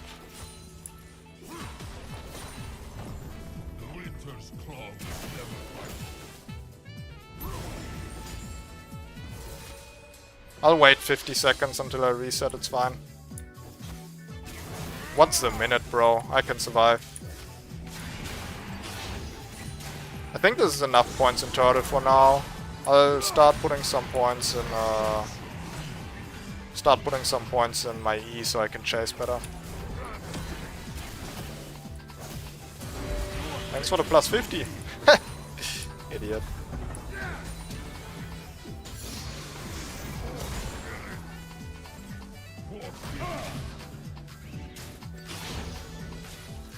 Alright, 16 seconds to... I got TP. The only thing that could go wrong here is if Warwick ganks me now.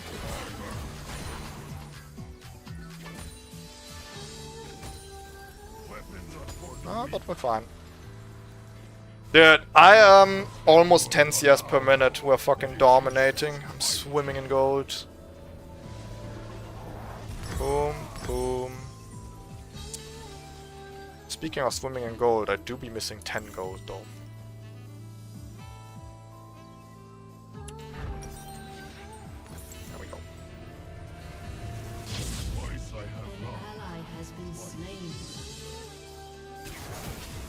Bro sniping. Maybe because I told him to flash and he did. I just have that power over people, you know.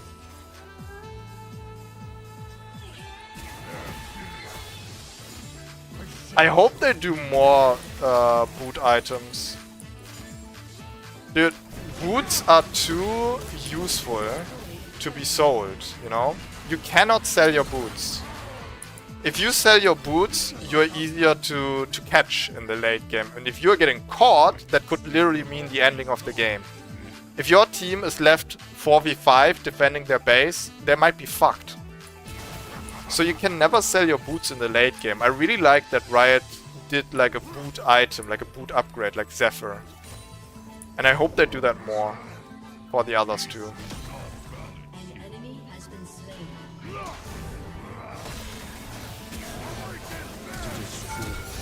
Nice flash, bitch. I cancelled one auto there, but it was good enough.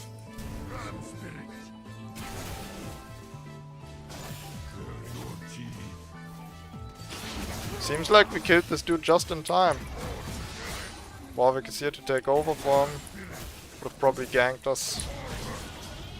Alright, anyway.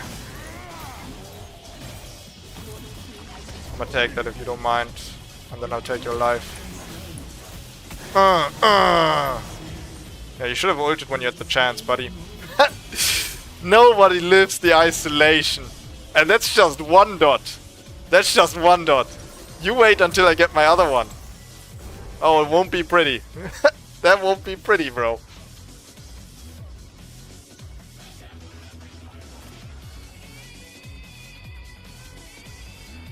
You have mind control superpowers. We'll add that to the lore now. There's lore about me. Jesus.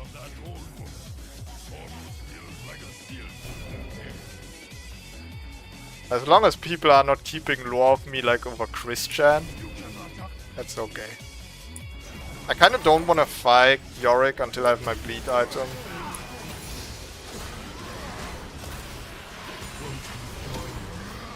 Oh, he's playing lethality. So schools are starting to do a little bit of damage. Nothing we can't out-sustain though, don't you worry. Look at that, bro! Absorb life! 1.6k healing. It's still out healing the fleet footwork. I do have a lot of last hits this round though. So I'm getting absolute max value here.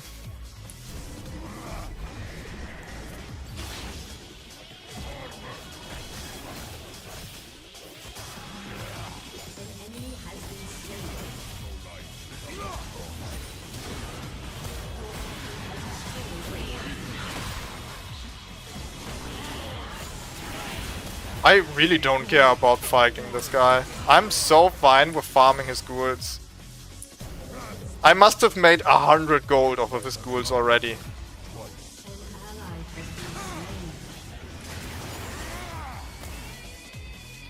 It's way too complicated to kill a Yorick without my flash. I'll settle for just fucking out farming this dude.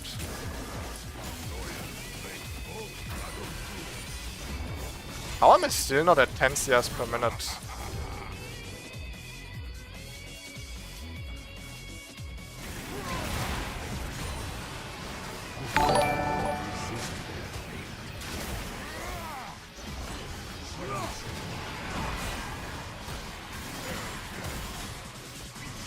By all means, send me more gold, bro.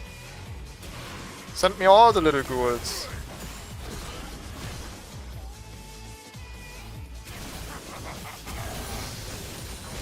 What the fuck? Did the lightning just jump in there in the bush? Or am I crazy?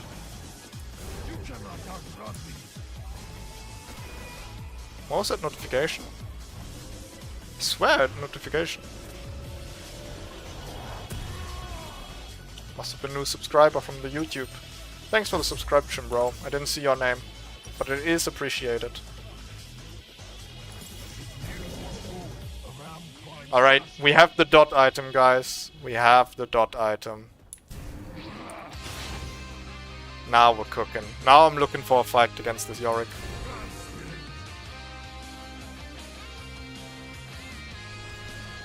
Do you have any core builds for 80 Udyr top? The best Udyr top lane build you can do, in my opinion, is just split push Udyr. An aggressive split push Udyr.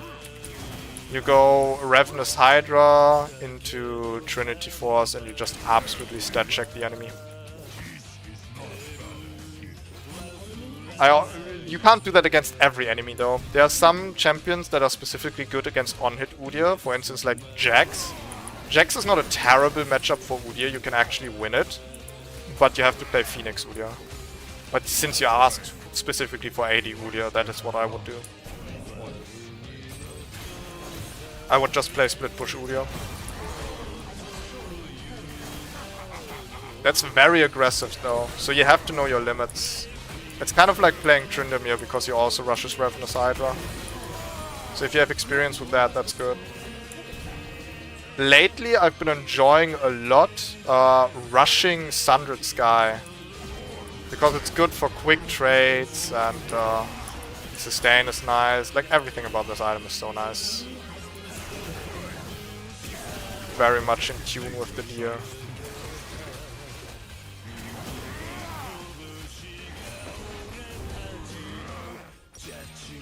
Yeah, this game is a bit of a stomp, huh?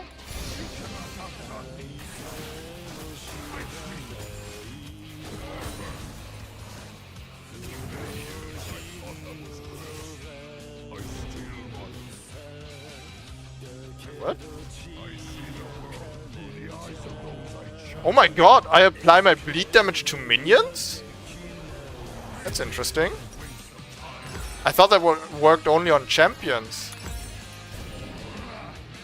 I did 1k damage with Udyr Wildarrows already, just through hitting minions.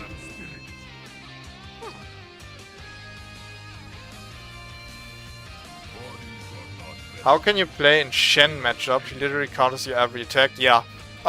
If you watch my match history, there's actually a game I played against Shen. That shit was fucking annoying because I didn't finish my rune page in time and had to play the Riot rune page. You 100% have to play Phoenix Udyr into Shen and it's not gonna be a good time. Yeah, playing against Shen sucks. You got that right. It's not unplayable. But it's alright. You just play Phoenix Udyr into Liandry's, because Shen will 100% build HP items first. So that makes your Liandry's really good. You also want to apply damage on the enemy that doesn't need to be triggered with auto attacks.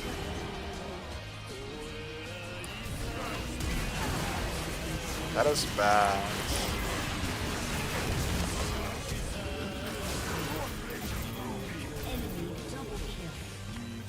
Warwick, we can talk about this, buddy.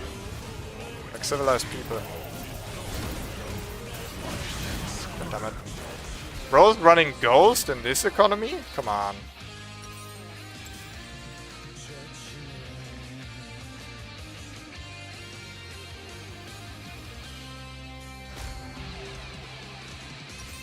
I think I'm gonna go for full split push. I don't like grouping up with my item build. Also, I can match this Yorick split push very well. This guy has no chance.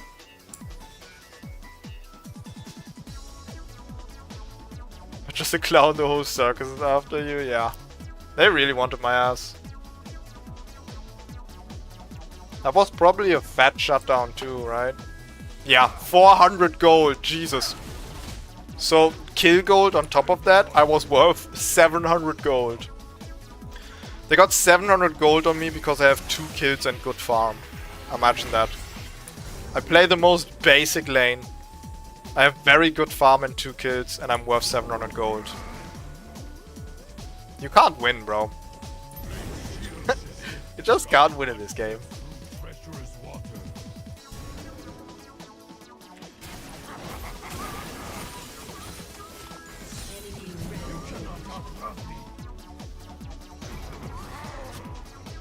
What is Shyvana doing? Why are you jumping in there? Shyvana didn't even have Dragon ready. Yeah, this team is cooked, bro. I wanted to sidestep that. God damn it. The slow was too much. I need to get away from these guys, dude. I need to split push. I cannot fight. Enemy team is way too strong.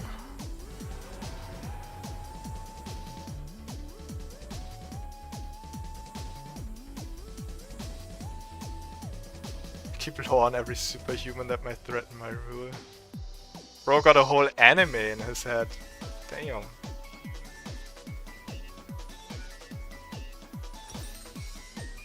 I think I'm gonna sell my Doran's ring here for Vampiric Scepter. If I could do math, fuck, I'm still short on 500 gold.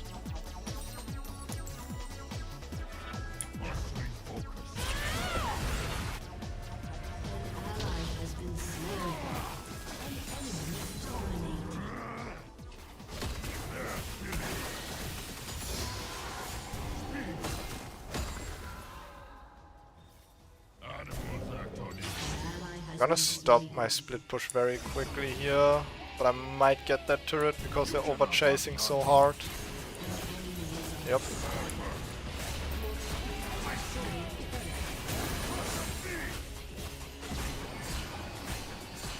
It's a bit greedy to go for this, but I want it.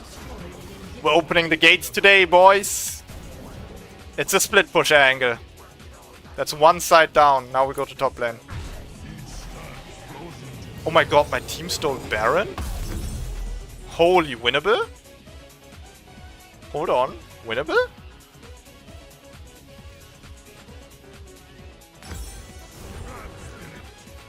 Wait, now that I think about it, maybe it's better to not go Thornmail, but go Camping Chainsword instead. It gives me ability haste, that's very nice. Oh well.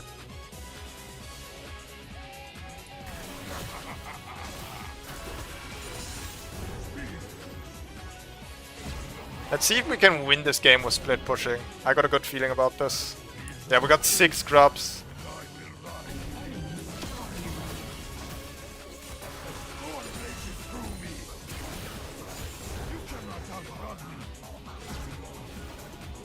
Okay, Warwick is coming and he's definitely not alone.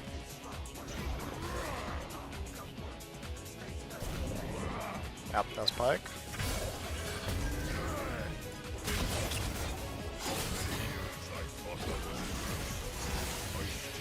I just hit the blast plant while I still had Awakened E on. Oh my god, bro, I just outplayed myself.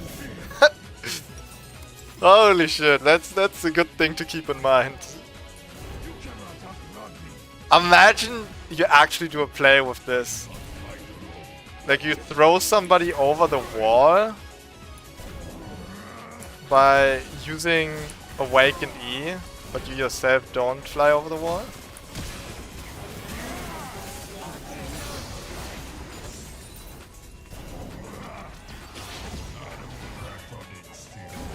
Nah, bro, not like this. I don't have the damage to kill him. Seraph saved him. Yeah. Yeah, I think Bramble Vest was a bad idea for anti-healing. Like, I need more damage to be able to one-shot their carries that stop me from split pushing. Question is, do I sell it now to go for this, or do I build another item first? Should we try the new Bloodthirster? Probably a bad idea. Blade would be better. Yeah, Blade would be better. Let's get Blade. Okay. I build Blade, then we sell Bramble Vest for Kempak Chainsword. I think I need to absolutely maximize my damage. Wait, did my team just win? I've underestimated these guys. I'm over here doing a whole plan by myself. That's my boys right there.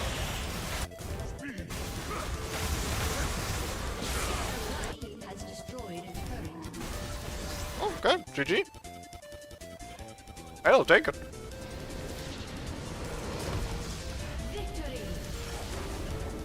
I gotta say, I'm insanely impressed by Absorb Life. That rune seems to be a bit broken to me.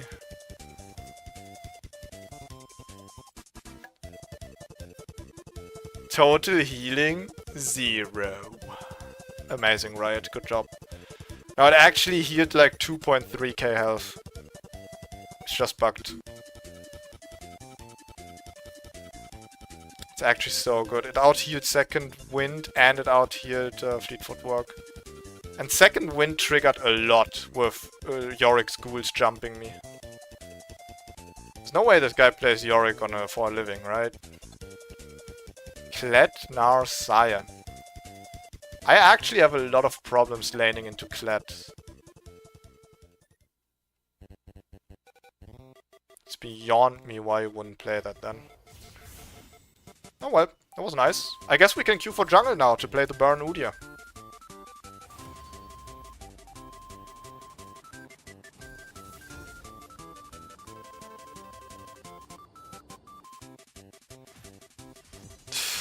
It was literally like that, Kratos.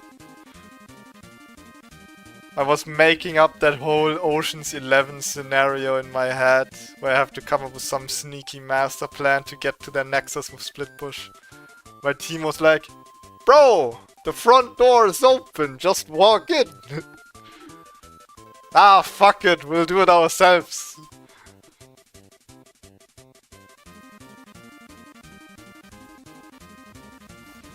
Alright, let's do the full burn Udyr. I think it's for the best to run phase rush with this. But is there a rune that has synergy with burn except for Conqueror? Conqueror wouldn't be good with this.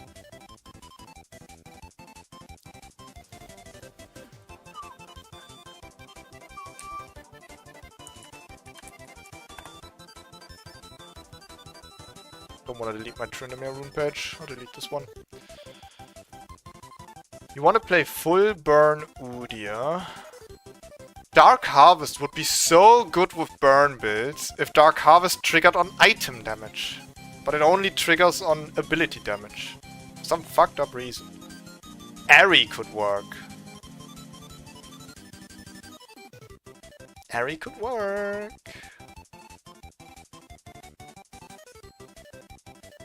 Ah, fuck it, let's go. Airy, full movement speed. Cause Airy triggers on item damage. If they burn through Blackfire, Torch or Malignance, Airy jumps them. So even after my Phoenix is done, Airy ain't done. Airy is jumping them as well. And Triumph.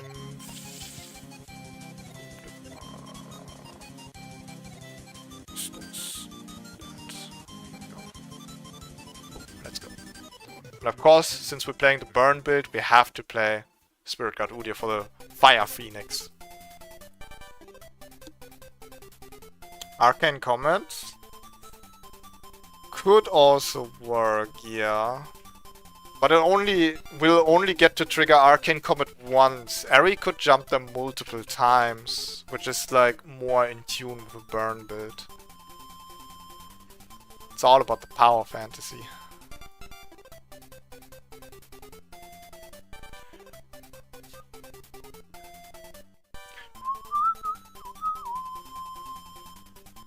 Would it be a full burn build without Scourge? I know somebody would say Scourge since I hovered it for a second. Here's the thing, bro. I really like Scourge for poking in lane, but Scourge is so fake. Scourge is so fake. Because it's not actually a burn. Like, it has a burning effect. Like, it looks like it. I mean, the visual speaking. It's called Scorch. Like, scorching like a fire. But it's actually a one-time damage. It doesn't deal overtime damage. It's a scam. Scorch is a noob trap, guys. It's not actually a burn. The damage it deals is instant, not overtime.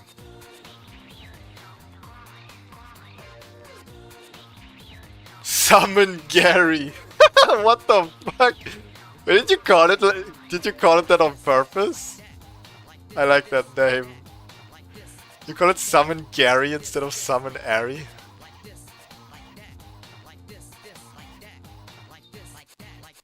Now she 100% jumps twice every time. I can 100% guarantee that Ari will jump the enemy 2 times every time I drop an Awakened R on them. Arcane CD lowers for every spell used at the enemy when it's on cooldown. That is true, and that is actually very good on Udyr. It's not good enough though that we could trigger Arcane Comet twice with one trade, and this is what the build is about, right? We go in, we drop Awakened R, we leave, right? I played Arcane Comet on a poking Udyr top lane build once. I like Arcane Comet on top lane Udyr. Because there, it doesn't matter that the cooldown isn't fully recovered, but by a lot is enough. Because your top laner isn't going anywhere, you can just trade again. So if I'm playing jungle Udyr and I do an Awakened R, you know, they can leave, they can go base, they can disengage the fight. They don't have a lane to defend, right? In late game fights.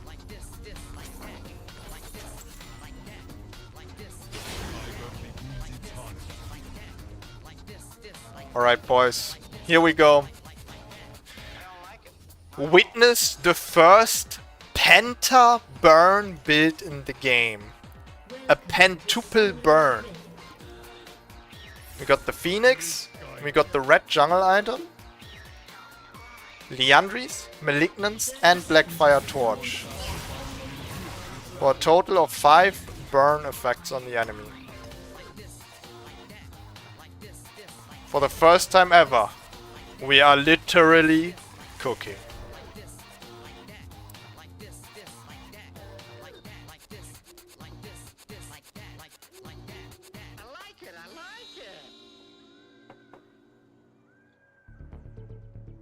Summon Gary is what Minish Cap calls that rune? Who is that? Minish Cap. Does he have a YouTube? He does. Oh, it seems like he plays a lot of other games too, though. I think I've seen this guy before somewhere. I call chaos.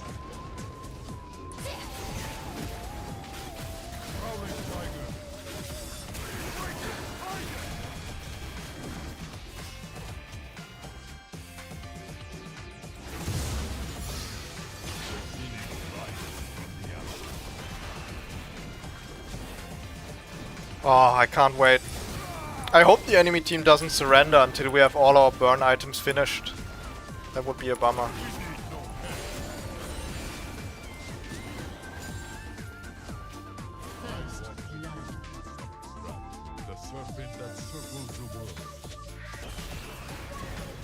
Minish Cap is #1 Singed OTP.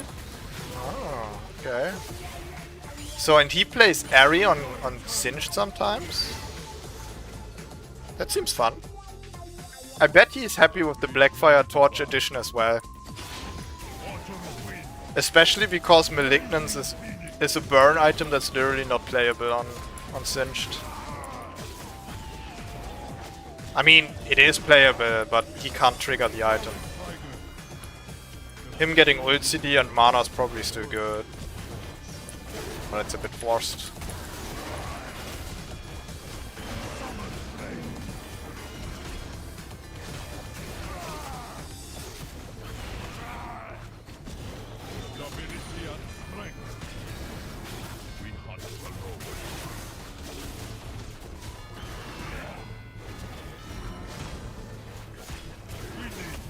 Man, how top lane is Cancer, by the way? Wait, sorry. How Cancer is top lane, by the way? Look at this shit. Smolder Kale matchup. Blech. Good thing we just got done playing top lane. This is free. Any takers? This is free. Hello?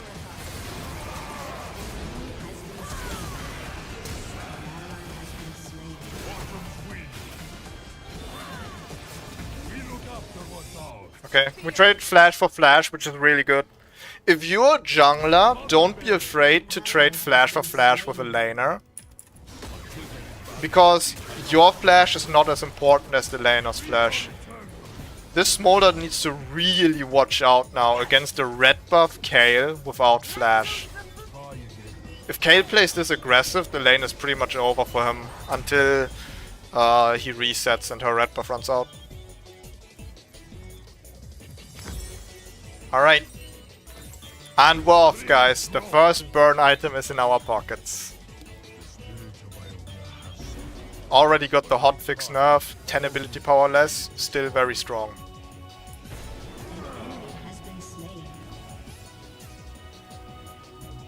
He played some Gary when Cosmic Drive was a 4-stack effect and was bugged or singed despite an item being made for him.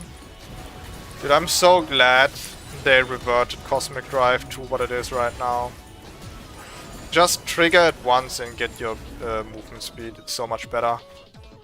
Because it having stacks that can fall off required you to constantly stay in. But what the fuck, bro? I don't want to use the movement speed just for chasing the enemy. It should also be for kiting around them or running away. I don't want to be forced to keep running into them. To keep my stacks up, you know? So the way Cosmic Drive is right now is way better.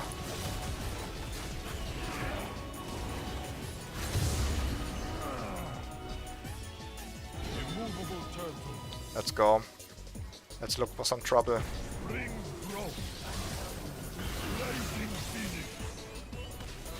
Nah.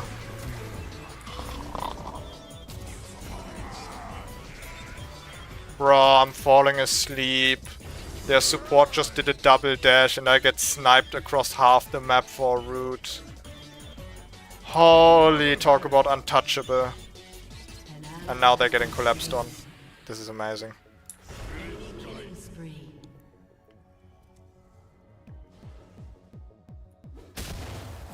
What an interactive fight we had there against the overextended supporter. What an interesting interaction that was. Definitely not a one-sided deal, no.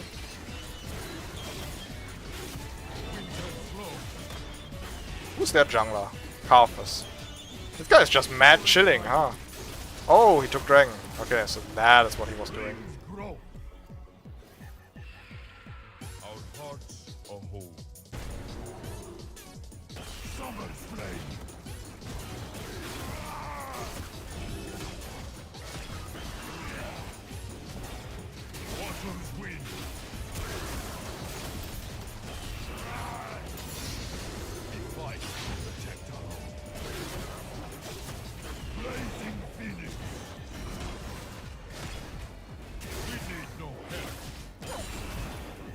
Kinda disappointed Kayle wasn't able to kill the Smolder. She was level 6 with red buff, Smolder had no flash.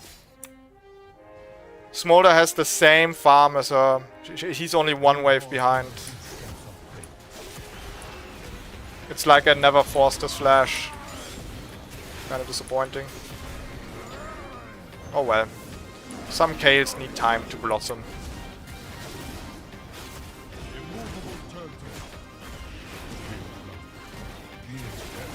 I kinda wanna stay outside of base. Farm a bit more money so I can get Haunting Guys and Boots on my next spec. Having no Boots on Udyr feels kinda whack. But I do be missing 40 gold, so I can look for a gank here maybe.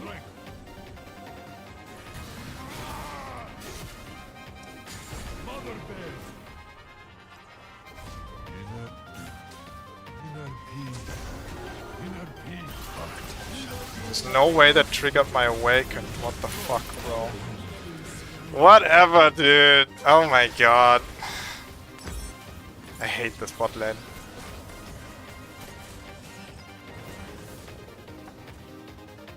Enemy rampage. Enemy rampage.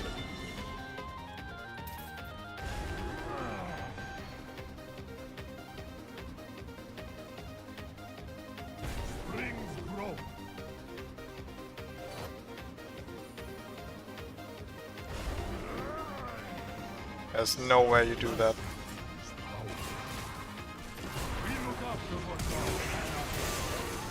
I think this is illegal, an illegal play. Can I get a ref on this? How is a Carpus invading? Brother, you are not the type of champion to do that.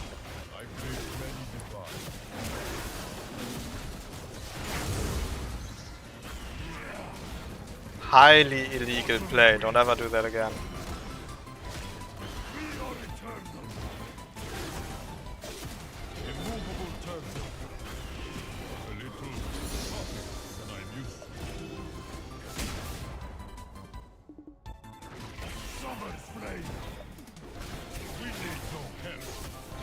Grub spawn in 50 seconds. I kind of have nothing to do until they spawn.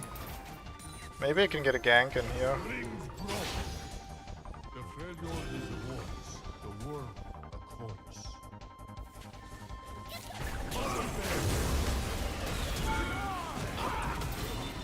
Come on.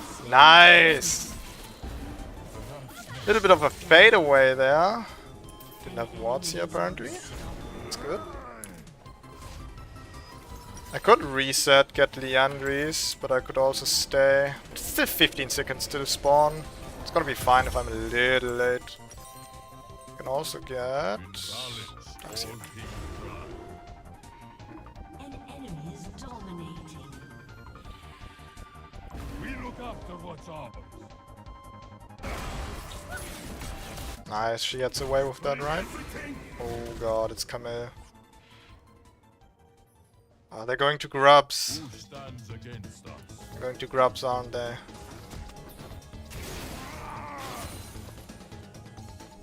Hand over the grubs peacefully and no one has to die. Especially not me.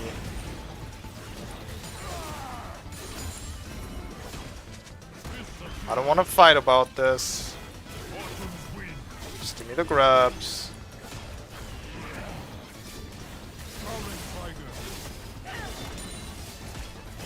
Nice. Looks like we're getting 6 grubs. Ooh. Very good. Very, very good. I just need to play around that dragon so Karthus doesn't take that on spawn again. Nice. Leeched for level 9. There he is. I knew you were gonna be here.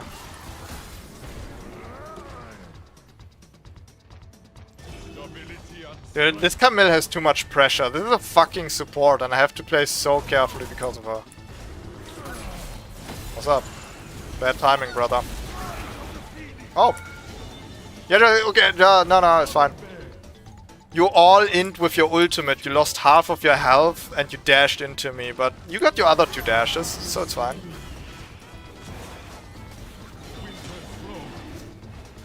I forgot I'm on a ward. This is bad.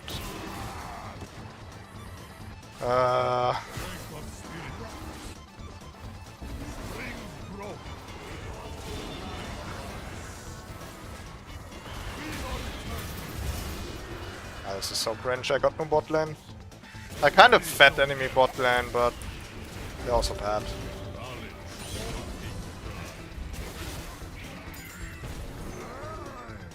I think I had a window to use Awakened Q on the K'Sante instead of Awakened Phoenix. But the minions died in a really awkward timing with my stance swap.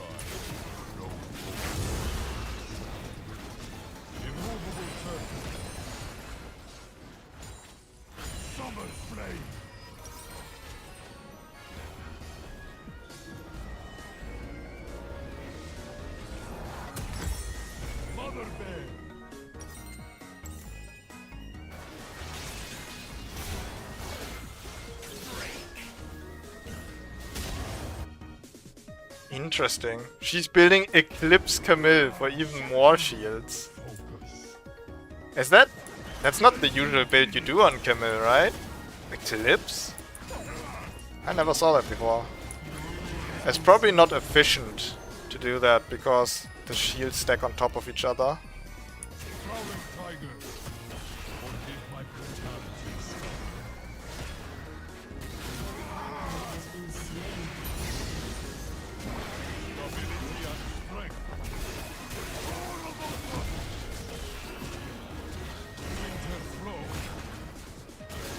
I think with our Kale being level 11, if she groups for the next dragon, we start turning this game around. It might look pretty down right now, but Nico's trying her best, Kale is scaling, I'm of course me. Our bot lane might suck a little bit of dick, but I think we can turn it around at the next dragon.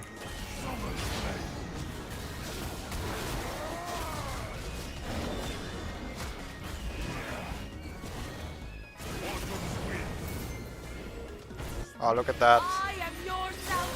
Boom. Okay, that flash was not necessary, but still, let's go. That's my top laner right there.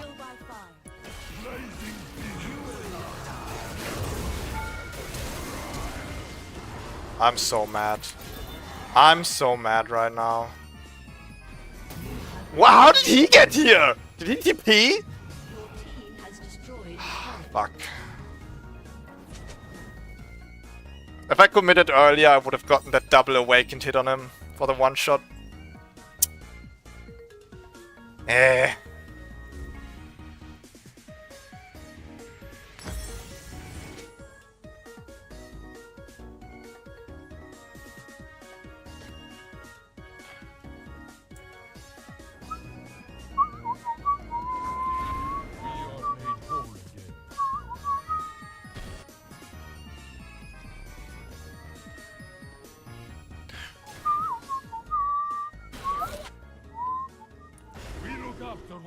Can I even kill K'Sante at this point? Or will he just face tank all my damage and walk away? We also don't know where Camille is.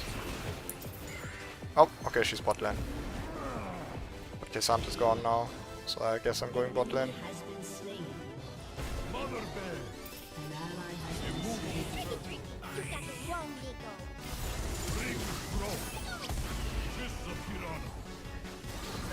Nice. All me, baby.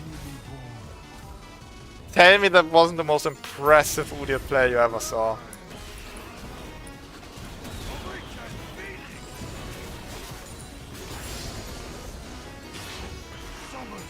Kinda don't know where I want to place the Herald. I think bot lane might be fine. But it's not enough to take the tower. Oh, fuck it.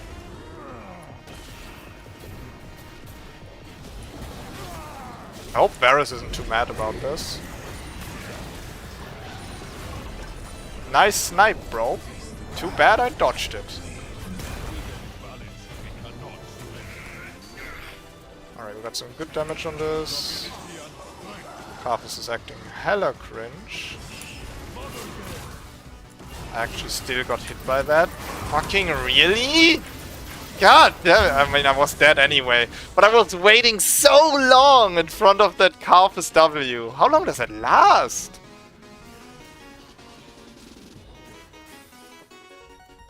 That must have been like 5 seconds.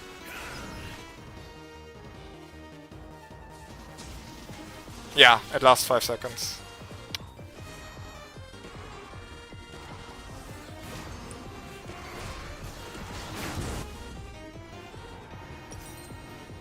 Dude, I got my team typing in chat again, bro. Nico's just like, why? Like, bro, cause we could have caught Carthus before the dragon. We lost 2 dragons before. Fuck me for trying to get an advantage, I guess.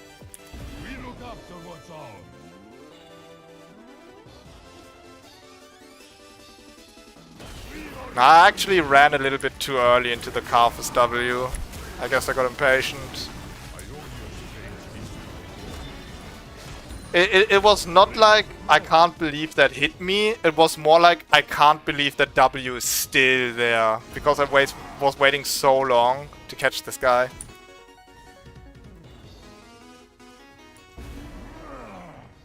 If I would have ran through it, the slow would have cucked me from catching him. I actually needed to wait for it to be down to be able to get close him. So bad. You can use Awakened E to run through it, but then I have no damage.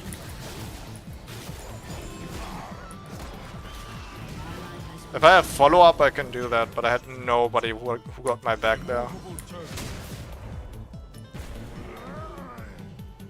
It's fine though, it's only 3rd dragon. It's not soul just yet. It's just bad that my team is tilted. See, if they don't want to play anymore, that's a bit of a problem.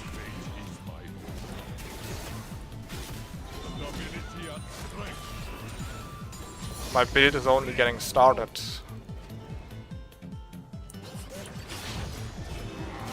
Fuck off. Take that home with you. Oh shit. Who's that? Is that Cassandra?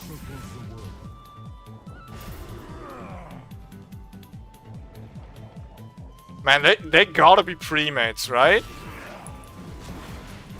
This Cassandra is always helping out the Smolder. Gotta be pre-mates.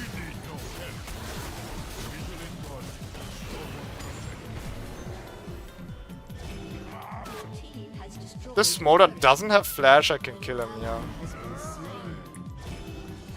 Enemy killing spree. But it's best to wait for my K. Where are you going?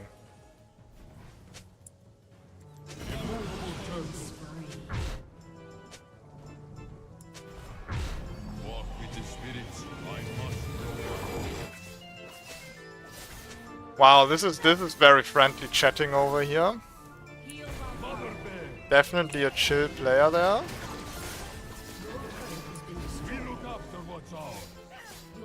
Come on, fight me, you wimp.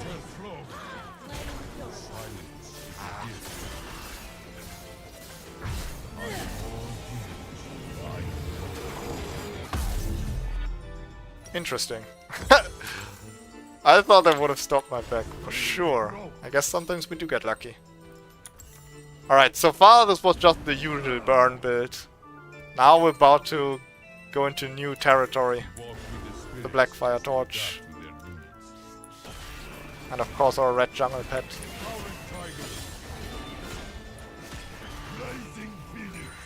Definitely not tilted. No, me never.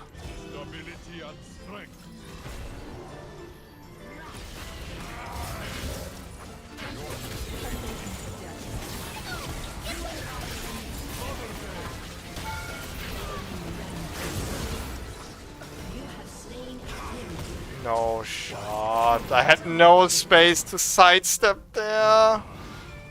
I'm not flashing for that. I'm 100% not flashing for that. I don't know if Jin still had ult. I would have died to that then. I sidestep his W here, I get away. But I had no room to move there. I should have been able to kill this Camille faster as well. I wanted to use Awaken Q, but then a minion wave showed up. So nasty. This would be a decent lane build. Yeah, probably. We could play this on lane. I prefer jungle, just because it's my comfort role, but yeah.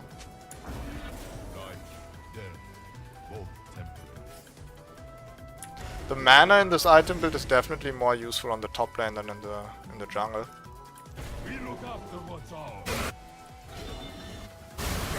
Oh lord, they hit him with the wombo combo. Time for me to hop in.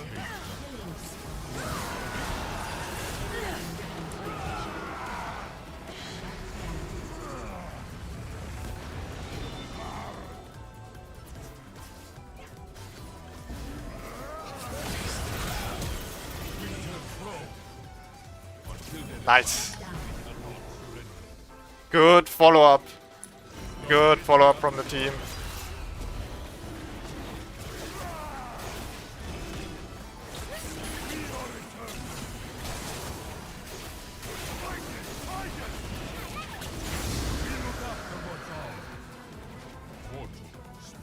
Alrighty. See, no problem. They got 3 dragons, but that's how far they're gonna go, bro.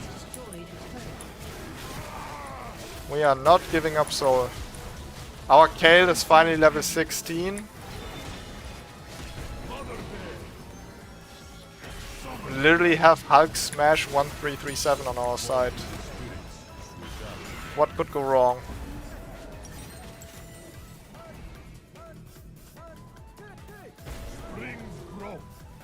I just gotta somehow get the money for my final burn item, and then a Deadman's Blade on top would be really nice, but yeah, I think we need Baron for me to be able to afford all of that.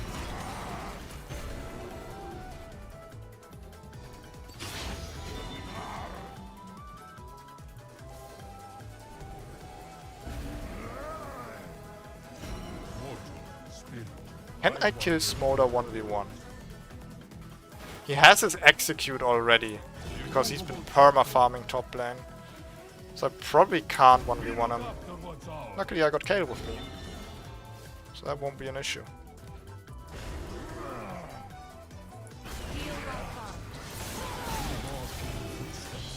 Oh, wait, he died a lot faster than I expected.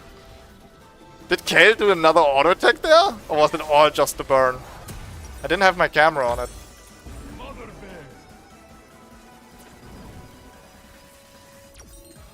That might have been the red burn difference, bro. The red jungle pet. We usually don't build that.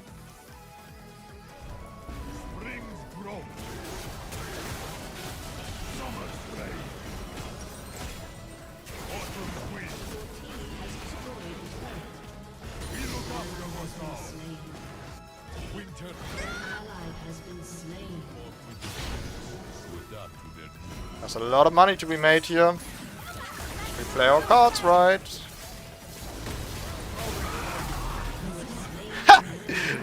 Hey, thanks for the ride, buddy. Appreciate it.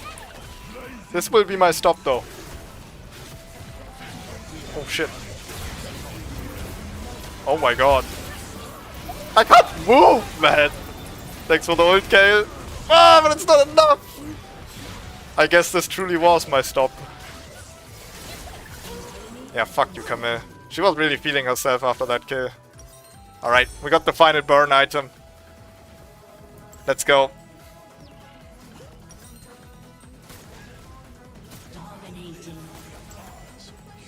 You know, for a full burn item build, what you would actually need to do, after you have built all burn items, you need to build... what was it? Shadow Flame. Because it makes magic damage and true damage critically strike enemies below 35% health. So all our burn items would start critting on low health. But I gotta get Deadman's Blade first, bro. I mean, you are seeing how often I get caught. I can't get away from these guys. I don't have Phase Rush. I don't have my blue jungle pet. I need Deadman's Blade.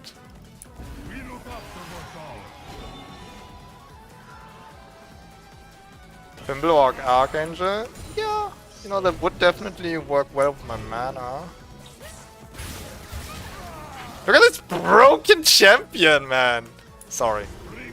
Camille has me acting different, and not in a good way. She clearly got caught by the Nico E there, and she just buffers the entire CC duration with her double dash. Such bullshit, man.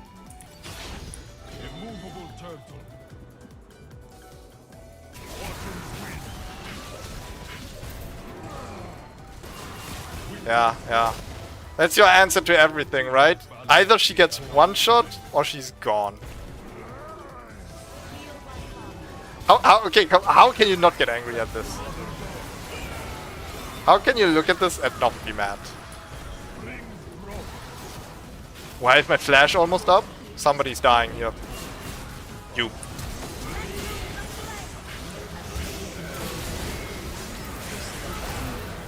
Shit, I got sniped by the Jhin. Your team has destroyed an inhibitor. Ah, yes. Perfectly balanced as all things should be. I give life to take life. Flame purified. I bring the light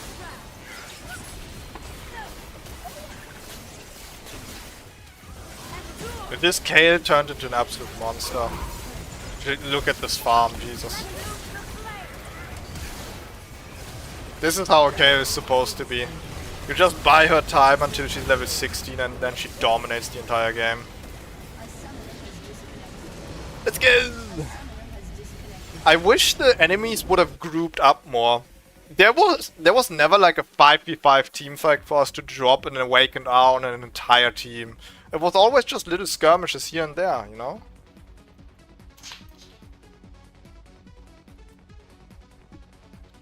Oh well.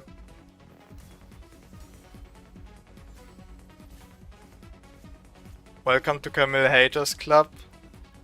I'm the vice president of the Camille Haters Club, bro.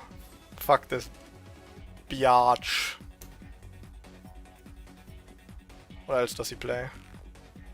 Dude, you play Braum, Thresh, Alistair. You have such a based pool of supporters. And then you play Camille.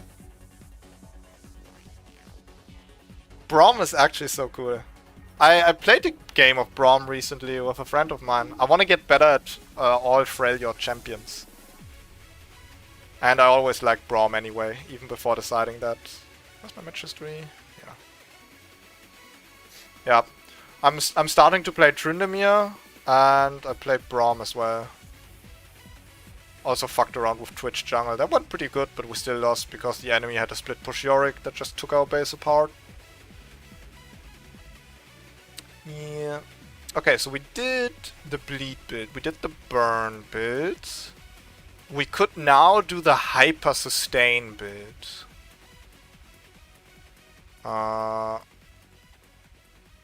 In the runes. Okay, here we go.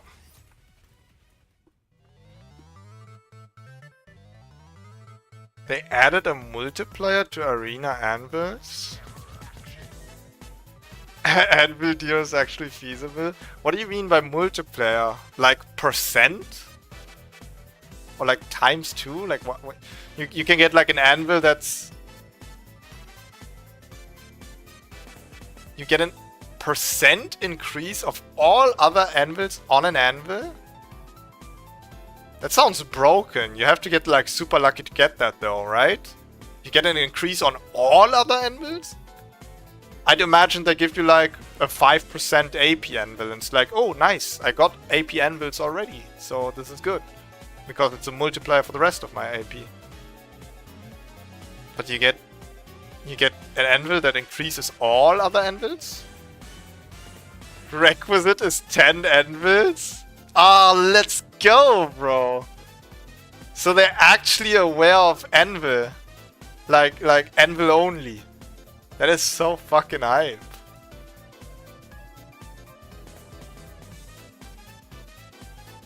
That is nasty. Okay, that settles it. Next time we play Arena, I'm definitely doing Anvil Udyr. Alright, hyper sustain Udyr. We could do Bleed Footwork, Absorb Life, Bloodline, Last Stand, and Font of Life, Revitalize, or Overgrowth? Nah, Overgrowth is not sustain.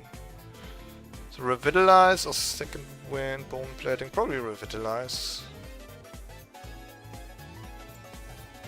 So this could be Hyper Sustain Udyr. But we could also spec into the Domination Tree for Taste of Blood.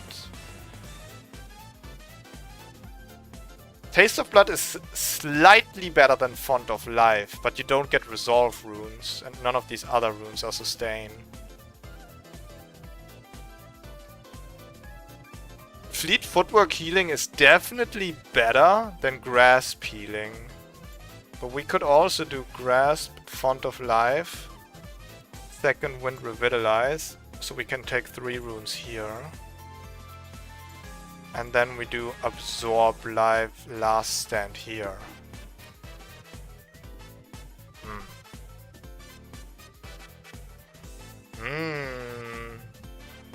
I guess the question would be what the item build is. If we want to do a full sustain Udyr top lane, would it be an item build that actually works well with Grasp of the Undying? If not, Fleet Footwork healing is better. I don't want to play Sundered Sky again if I don't have to. Sundered Sky is obviously one of the best lane sustain items you can buy. But I think I just want to play straight up Lifesteal, and Grasp is probably not good for that. Then again, you play Grasp of the Undying on Tryndamere right now. And he's going full aggressive.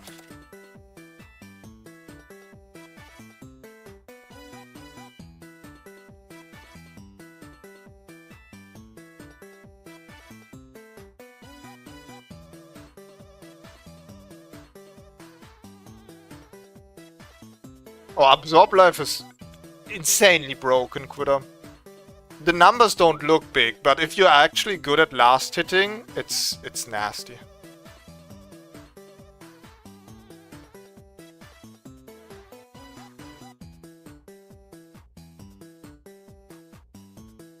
Well, you know what we could also do? We should actually play Grasp. But instead of Revitalize, we take Overgrowth and we rush Varmox, because Varmox got a buff. You can actually rush Varmox now. Because it gives 1000 health instead of 750. So you need 350 less health for triggering its healing passive. I think that's actually the play. Revitalize is really only good for our turtle. It won't help Font of Life or Absorb Life. Because Revitalize gives us 5 to 10% more healing. So let's say 10% more healing. Absorb Life gives us 2 to 17 health. Let's say we're level 18, so we get a 17 health boost from Absorb Life. 10% from Revitalize. Bro, that's like, what, 2 health? So Revitalize is actually only good on big heals. It won't help Font of Life or Absorb Life. It seems obvious to run Revitalize on a full sustain build, but it actually only helps our turtle and the lifesteal items we would build. But if I go Varmox, that's actually a waste. Overgrowth is better here. I'll do this into Overgrowth Rush. Into Varmox Rush. That's the idea. We're just chilling, stacking. We can try out the new Bloodmail item as well. It's perfect. Whoa, not in the jungle, no. Top lane, mid lane, let's go.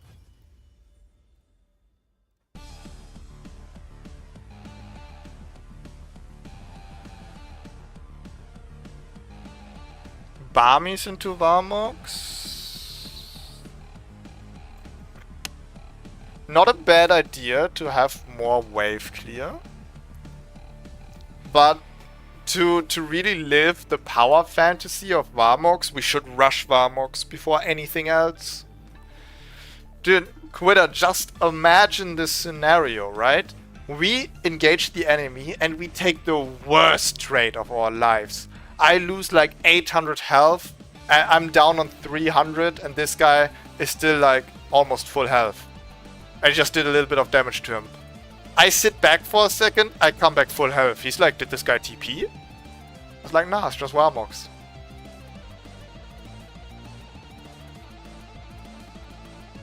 I think we're gonna do Warmox into Titanic Hydra into Bloodmail. So it's like full health Udyr. We might have to delay the Bloodmail for an armor or magic resist item though. If the enemy has something that is like max health shredding. You imagine we have to play against fucking Gwen. I think I'll ban Gwen just to make sure. We can't have the enemy pick any max health shredders. Set and Irelia would also be a problem, but it's easier to deal with than Gwen. Full health AD, yep. But I'm still gonna play it on Phoenix probably. Tank feels just better on Phoenix.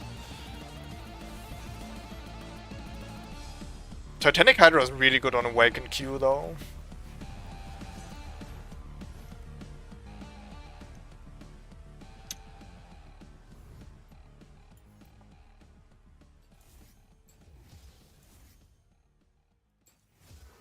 Right, I'm psyched, I'm ready, let's go. Let's flipping go, bro. Get me in the game. I love Absorb Life, dude. If the enemy doesn't stop you from farming, it's so good. I guess it's a bit of a coin flip. Because if you don't get to last hit a lot of minions, it's actually worthless. Like, just minions dying near you doesn't heal you. You actually need to last hit them.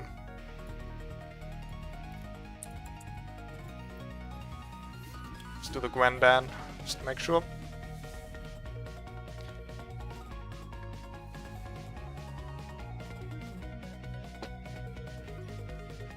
Ooh, Twitch. There's already one max health shredder. If it's an 80 Twitch. He did ban an 80 carry though. So I'm thinking this is 80 Twitch, he's gonna build Blade of the Rune King. If we're lucky, maybe he tries out the new crit items. Then he wouldn't be an issue for us.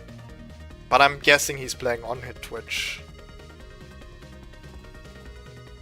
Overgrowth rewards you as well for last hitting? Nah. Overgrowth works without last hits, right? Absorb life essence from monsters or enemy minions that die near you, permanently gaining 3 maximum health for every 8. When you've absorbed 120 monsters or enemy minions, gain an additional 3.5% maximum health. Yep. That's a big difference. Overgrowth rewards you for minions dying near you. Absorb life rewards you for actually last hitting them. So if you have a bad lane, just having Overgrowth, sitting back, watching the minions die because you can't farm, still kinda helps you scale. Guys, we unironically might have to dodge this game, I think. I wanna play a max health Udyr build, and these guys are picking a Blade of the Rune King Rush Abuser, Zyra, who's gonna build Liandry's, and Twitch, another Blade of the Rune King Abuser. This is 3 max health shredders. This is my worst fucking nightmare. I think I'm leaving. And we're just gonna chill for... Yeah. Yeah, guys, we're dodging this. We're just gonna chill for a minute. That is not playable. We could also just play a different build, but I didn't come up with anything. Like a plan B. And I really want to do the Varmox Rush Udyr.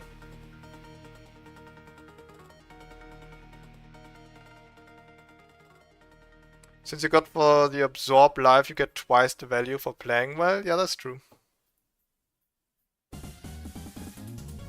Might appear in a lot of pro league games. I mean, yeah, I definitely think the pro scene is gonna make a lot of use of Absorb Life. 100%. See, Triumph is inconsistent. Triumph gives you a good fucking heal, but only if if you actually manage to kill an enemy. And there's so much that can go wrong with doing that. But pro players will always be good at last hitting minions. No matter how bad the lane, no matter how bad the situation, they're always good at last hitting the minions. That is something consistent they can bank on. One thing that pro players like is consistency, something that always works.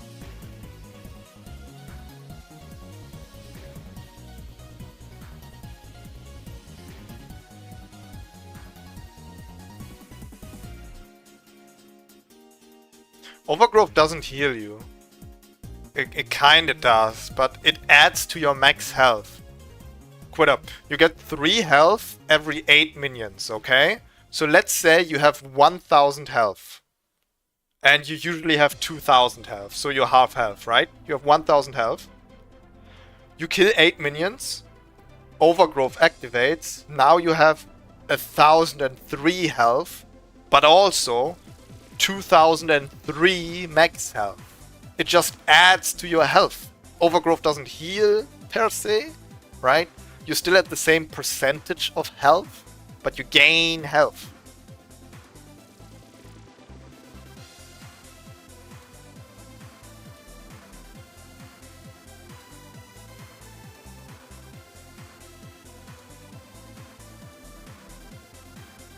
Oh, there's nothing that needs to get replenished though. No, no. No, Quitter, no, no, no, no, no. There is no combo there. You... Like I said, the percentage of health doesn't change. If you are at 1000 health and your max health is 2000 and you trigger Overgrowth, you are now at 1003 health with 2003 max health. You're still at exactly 50% health. Overgrowth fills itself up, right? You don't need Absorb Life to do that. Technically, Overgrowth heals you, but it's not actually a heal. It's just giving you health.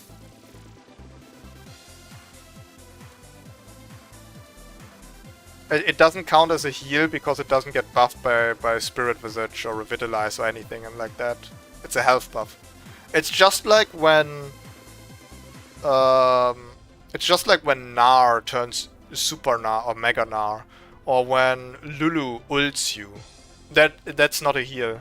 That doesn't get buffed by Spirit Visage either. When Renekton or Nasus ult, that's not a heal either. That's a health gain.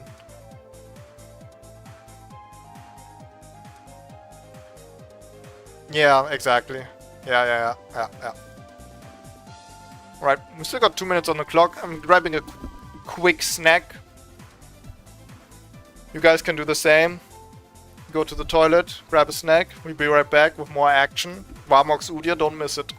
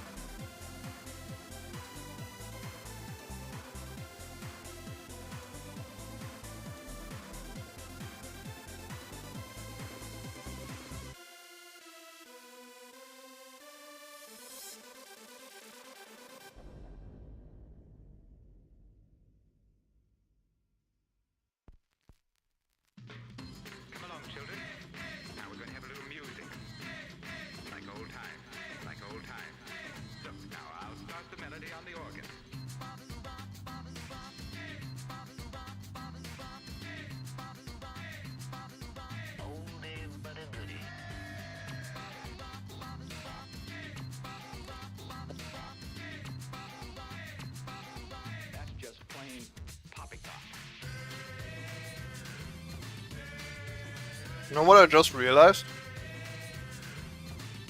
We're actually not playing draft picks anymore. When I'm fucking around, we're going ranked flex.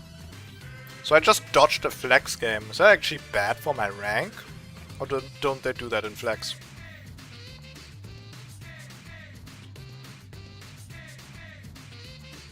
Like, not that I give a fuck about my flex rank, but what if they actually like punish me? And it affects my solo queue? Imagine that. How fucked up that would be.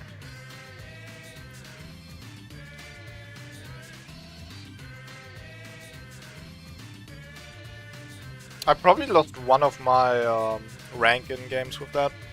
Oh well. You know what the great thing about ranked flex is? See, I don't give a fuck about flex queue. To me, flex queue is the exact same as normal draft pick.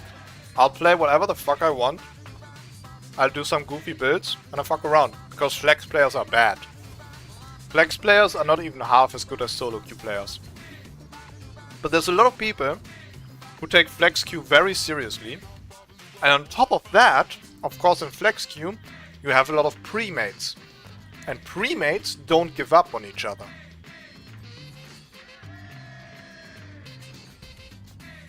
So, if you want to play long games and actually finish your item builds, play flex queue. Because people never surrender here. Or very rarely. In normal games, people... Hey, OTP loser, thanks for the follow, bro. Welcome. So as I was saying, in draft pick, people don't give a fuck. Right? They will surrender on a dime, bro. They will surrender for every little reason. Flex queue, not so much. The games are so much more fun if they last longer. Much more intense. A lot more like back and forth. I take every match seriously from ARAM to bot games. Okay, damn. Bro's about it. That's a winner attitude. Yeah, you understood the assignment, dude. Okay, but I think there's a difference to... I mean, of course, I always play to win. Let me put it that way. I said I don't give a fuck, but what I mean is I don't give a fuck if I lose or not, but while in game, I'll try everything to win. I always play my best. Now, you will see me going into a game here and rushing Varmogs on Udyr top lane. Now you might think, and you would be correct, in saying rushing Varmogs on Udyr is not the optimal way of playing top lane Udyr. But that doesn't stop the fact that I still put 100% of the effort in to win the game. My item builds might be goofy, but I'll try my absolute best to make them work. So in that sense, I'm a bit of a tryhard as well. But if my item build then ends up not working, it's not like I'm never building that item build again, or I'm starting to have regrets, or I'm selling the items for like the main item build. I would never do that. Well, I think this is a Zac top lane, so we're gonna have a sustain off. The battle of the sustains.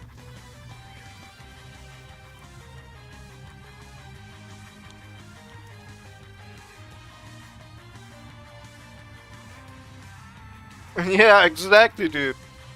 That's what I'm saying. Slap an item on Udyr and it works.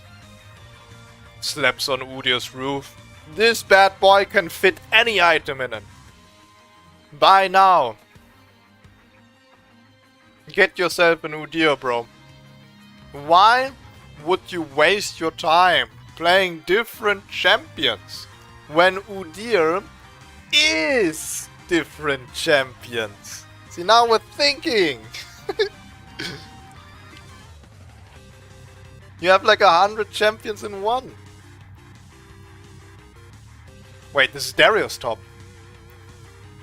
This is not Zac top. Oh god, this is gonna suck. I was excited for Zac top. Zac jungle is actually my fucking nightmare. I don't like junglers that can gank over walls. You can't ward against it. Like, you put your river ward down because you want to ward against roams and ganks, but then there's champions like fucking Zac and Kayn that just go over the wall and you can't even spot them doing it. Or there's Viego with his fucking shroud. Oh my god, dude. Okay. This is gonna be tough. Our build is seriously getting tested here, because I'm really bad against Zac jungle. And Darius' bleed proc will actually delay our Warmog's trigger.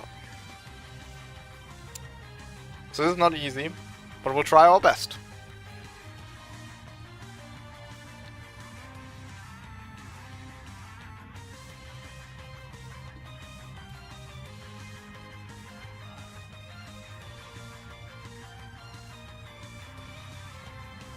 Yeah, I mean, Udyr's more viable today than he used to be.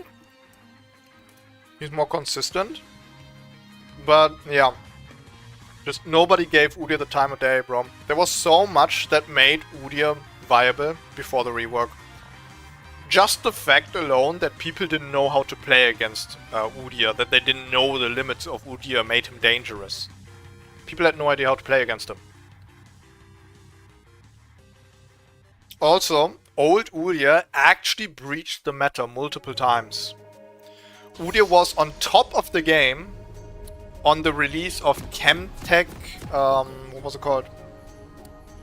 The suit, the thing, fucking with mythic items that gave you movement speed and a burst auto attack. Old Phoenix Udyr was on top of the game with the old Chemtech suit. When the old jungle items were still a thing and Runic Echoes was released, Udyr was a top dog. Lethal Tempo, Sunfire on-hit meta, Diana and Udyr were the strongest champions in the game. 30 seconds until And that's just on top of my on the top of my head. I can think of 3 metas, 3 Udyr metas right there. Bro was everywhere.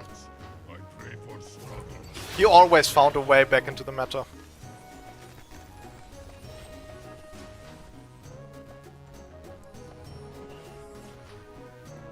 Wait, Turtle gave him mana on hit? That sounds disgusting. That actually sounds disgusting. Here's the thing, OTP.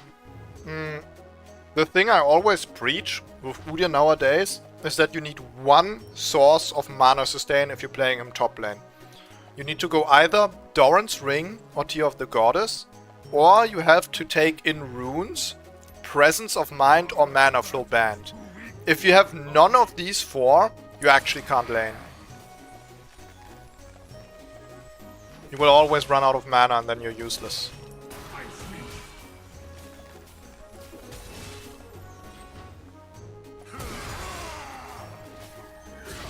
Shit, I played that so bad.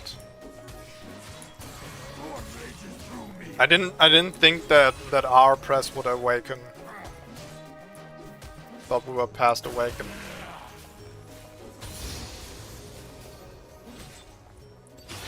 Did I already triggered my Font of Life 2 times? Finally, this rune is playable. Old Font of Life won't be missed. Rest in piss, bro. We do not care for it.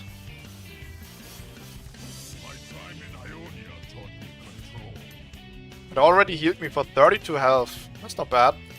It out-healed Absorb Life by 12. But I do be bad at last hitting right now.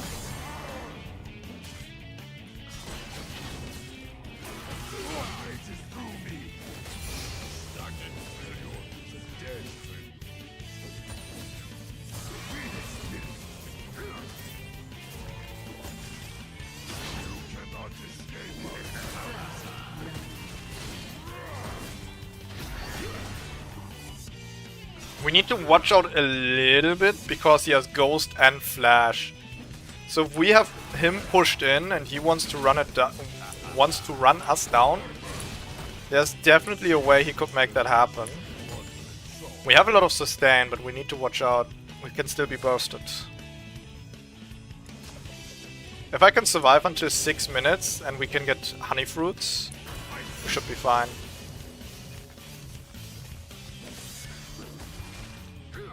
It's nice that we have a Font of Life timer here in the corner. I can actually play around it.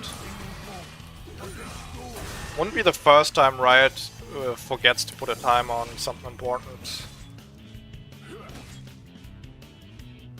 I saw that gank coming way too late, my guy. I'm sorry.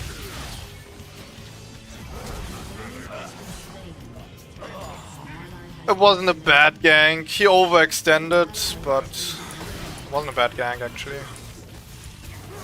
I can make use of this. Your sacrifice is not in vain. That Darius walks up after using his E was complete end. He doesn't have TP either, so he loses a canyon wave. Yeah, right. Cannon wave here. He loses all of this. He got a kill, but at what cost, bro? At what cost? It's over for you, buddy.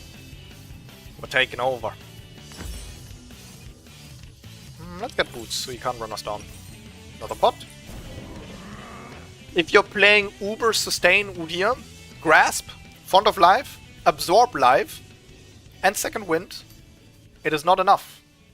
Put potions on top to absolutely guarantee tilting the fuck out of your enemy. Oh yeah, they changed Font of Life. It triggers on yourself now, but it also heals an ally. If an ally is close to me, I heal him as well. And it triggers instantly upon slowing or stunning the enemy. They don't even need to auto attack anymore to trigger it. And it's an instant heal, not an overtime heal anymore. Font of Life is actually so fucking good now. Not even trolling. Okay, we ate a full combo. We had 5 bleed stacks on us. The sustain Udyr is getting tested.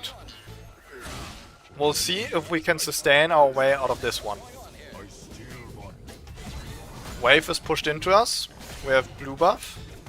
And we got a hungry turtle. It's time to start healing.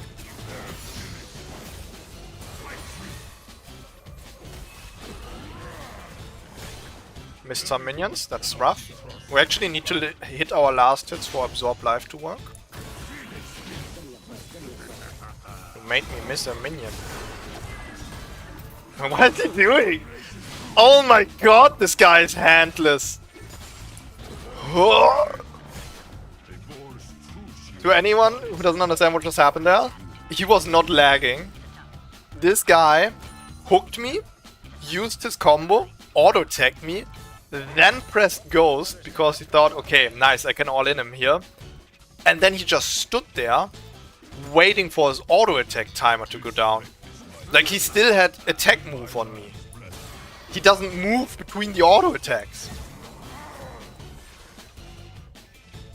If you do that, that's just a telltale sign of, okay, you're trash.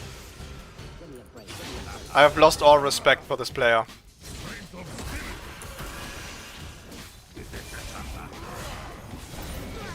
Ooh.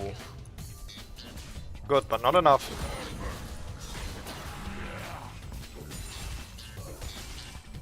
Now you're out of mana.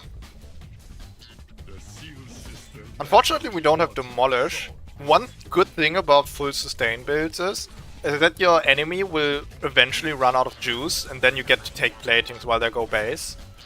I took Font of Life here instead of Demolish because I wanted to play around the full sustain fantasy. A little bit of grief, but I mean, you gotta have some fun too, right?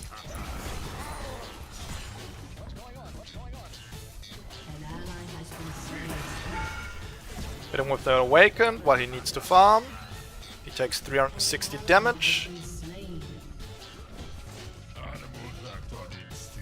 Well then, be right back, gonna troll a game as support Udyr. Tell them a wild Udyr sent you. I'll take the hate for you, bro. If they flame you for playing support Udyr, just send them to me. I get enough hate as a jungle main anyway.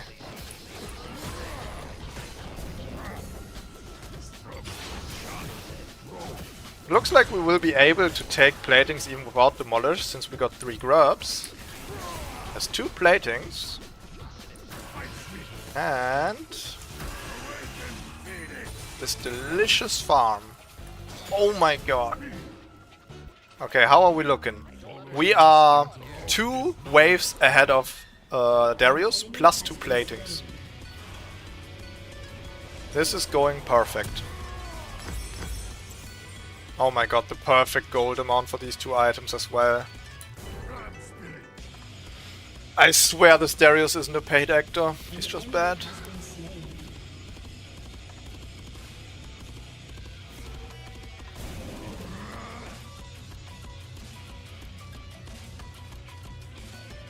Yeah, OTP, sometimes you just gotta say fuck it and play what you want. Because Lord knows, you won't have a good time by making your team happy. I can be the best goddamn jungler in the game, and I'm getting flamed. Actually, I'll forget, so remind me after this game. I want to show you guys a replay of how a top laner flamed me for losing their top lane when I played Twitch jungle 2 days ago. It was the most disgusting delusional shit ever. It's actually mathematically undebatable that this guy is insane. I think I can start trading a bit more aggressively for some grasp stacks. We're putting too much respect on this Darius.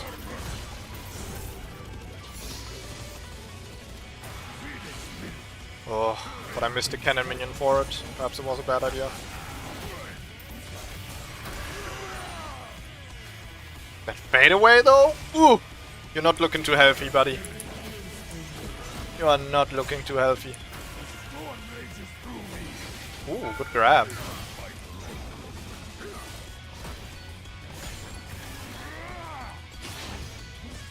That was a max range E from that Darius player. Here's one thing though, Udyr's sub is a troll big. I was just a sub man, first 5 seasons, so I actually played a sub role. I think you can actually make support Udyr somewhat work if you're a support main. I fucked around with support Udyr on a few occasions, because it's actually quite the reverse for me. You know, I'm not a sub main, I didn't start playing sub, I'm a jungle main, right? But I loved building support items on Udyr jungle, because they're really good on him. So then I actually queued up a few support games of Udyr as well. The first item build for Udyr I released on my YouTube channel was second support Udyr. And I rushed Shirelias on that when Shirelias still gave health and AP. Now it doesn't give health anymore, so it's a bit risky to rush. But yeah, it was Shirelias Udyr, and I think I built Redemption and Locket as well. Yeah. And Ingenious Hunter on top to have them all on low cooldown. And then it was really useful in teamfights. That was the main reason I did the item build as well. Because every time I played Udyr, I felt fucking useless in teamfights. I was like, everyone outmaneuvers me. I don't have that much CC for them. It's like, man, I want to be more useful. So I decided, fuck it. If my champion isn't useful, my items can be. And that was the birth of second support Udyr. Beautiful story. You can tell that your children when putting them to sleep.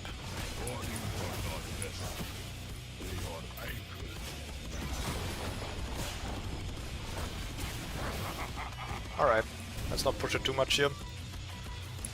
Man, this Darius is not doing much of anything. Now I'm 20 farm ahead, 3 waves. And we finally have the Varmox. Do I need plated? I don't, actually. I think Swifties would be better here. Go Swifties. Alright. Now the amazing thing about Varmox Udyr is this item gives out of combat movement speed.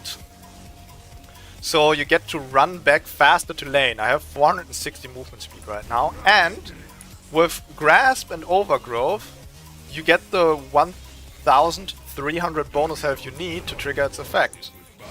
Now we will proceed to take the worst fucking trade you ever saw in your life. Because it doesn't matter, we will heal it all back with Varmox. As soon as this Darius comes into trade range, I'll run at this guy.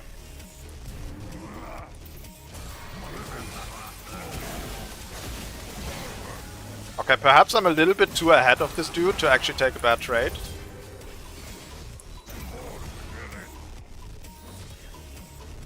Okay, so 5 seconds. This guy is super low on health. I actually took 1000 health damage. Use turtle so they don't interrupt my Varmox. And we're back to full health.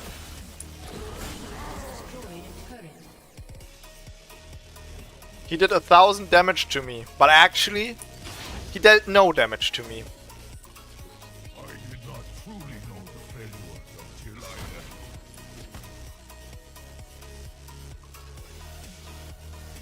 Oh, even Shroud used to be so nutty. Even Shroud would be made for support Udyr.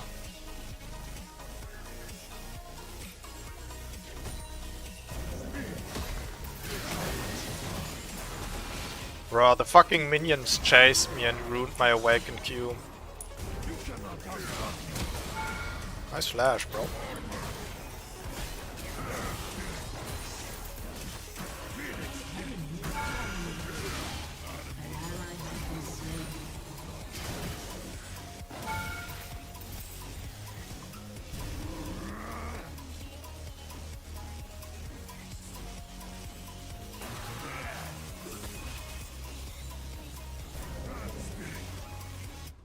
Make sure I get that local gold. Nice. Yeah, this top lane is fucking over.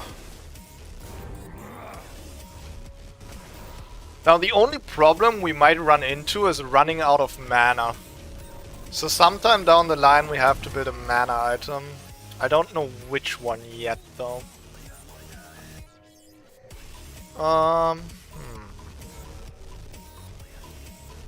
Let's get Titanic. Titanic is a bit more aggressive than Bloodsmail. And we are ahead, so we can allow ourselves to build a bit more aggressive. You cannot outrun me. Have you tried Phase Rush, Malignance and Horizon? Actually, my main build that I climbed to Diamond with, and through Diamond to Masters, hopefully in the next split, is Phase Rush Udyr with Liandry's and Malignance. And just using Awakened Phoenix fadeaways to poke the team before the fights. Or to set up engages. But Horizon doesn't work on Udyr anymore. Horizon only works if you deal damage at 700 range or more.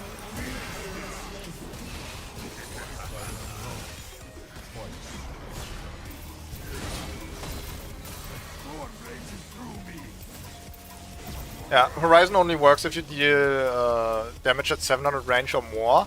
I actually went into the trainings tool and looked if it was possible to, like, if you use Awaken Phoenix and then run away as far as possible, if you could trigger it then, but it actually doesn't work. So it's bugged. It wouldn't be good on Udyr if it worked, but even if you would get it to work, it would be bad. So Horizon focus, unfortunately. Not too good anymore. I used to build it when it triggered on slows sometimes.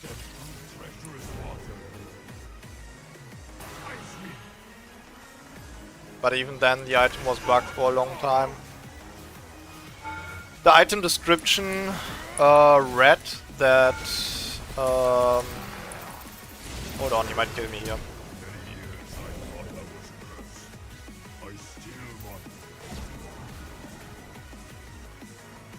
Now this is where Varmox really shines.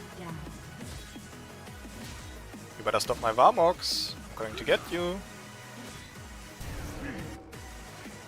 Look who's full health again. It's me! That was a beautiful sidestep. Oh my god. Yeah, like I said, the description from Horizon Focus stated that it boosts 10% of all your damage, but it actually only worked on ability damage. It didn't buff item damage, and it didn't buff auto attack damage. And since Udyr, even on Phoenix Udyr, you deal a lot of auto attacks, the item was not worth it on him. And since you built Liandry's and Demonics, so you wanted your burn damage to be boosted, you know, that would have been nice too. But none of that worked.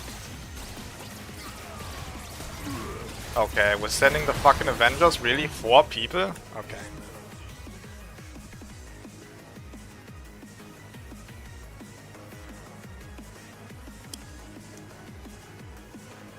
Before they removed Horizon Focus, they did fix it.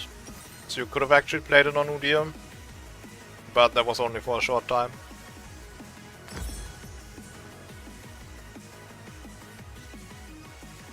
It's unfortunate that there's no direct way to notify Riot of bugs.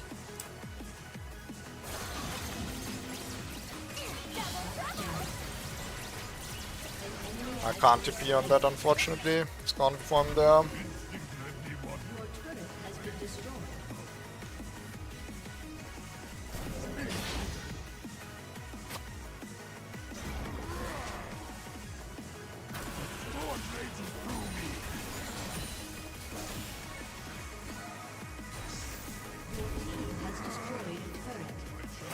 Alright, I push this in as far as I can and then I TP for my team for fights.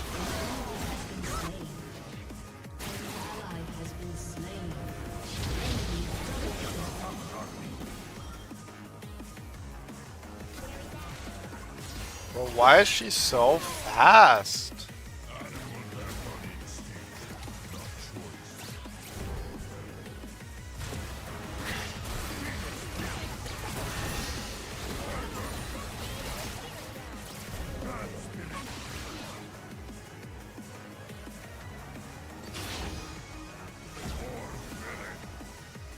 I think we can't build Bloodsmail for a while. We're gonna need to get some armor and magic resistance first, because my team fed every animal possible. So we're gonna get an armor item, maybe a magic resist item, and oh my god, guys, please.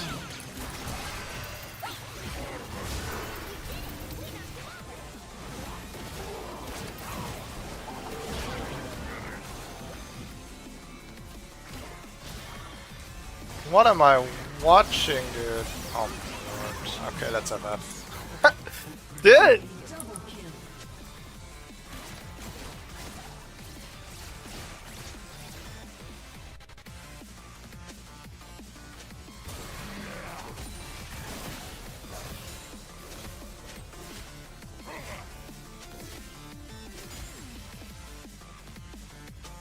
The winter's claw remembers the beast I once was.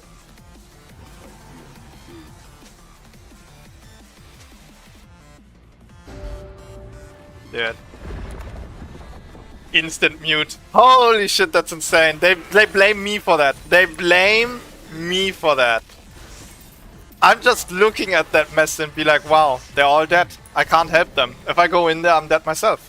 And we can't win that fight. Because Jinx is fucking 11 kills with a Yumi on her.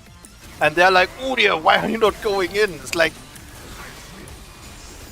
the copium in League of Legends is so rampant. Aren't dead. Copium in League is so rampant. It's never their fault, bro. All they see is Udyr not engaging here. And they're like, it's gotta be his fault, he's not doing anything. It's like, bro, you're such a little cancer, you have no idea. Oh, OTP, I actually did a whole series of where I played the ultimate items. So Malignance, Zeeks, and Experimental Hexblade. They all worked on Udyr. Well, at first only Malignance worked. And I wrote to Riot that the other 2 items didn't work, and they fixed them eventually. We got the Udyr mains to like my post and draw attention to it, and eventually, you know, eventually it worked. But for some reason, a few patches later, the items both bugged out again. Here's the problem. Udyr's Awakened is supposed to be his ultimate. So Hexblade and Zeeks are supposed to trigger when you use your Awakened stance. The way it is right now, for no reason, they didn't even say that in patch notes, it has to be a bug. It now is the same as before, where it triggers on every cast of Udyr. Let's say your Zeke's convergence is up and you run out of base and you use your E to get more movement speed while running out of base. It uses your Zeke's convergence.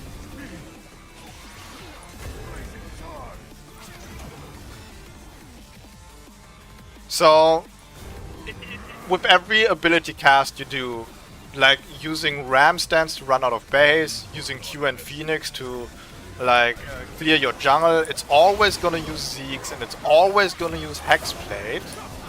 And then it's never ready when you actually need it.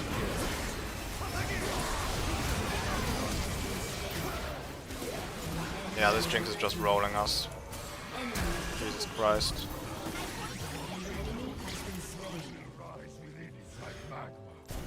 At least we got to kill Vel'Koz and Zac though. Something. I can take the turret here too. This game would be so huge for split push. Maybe you can actually split push. Just as tank Udyr.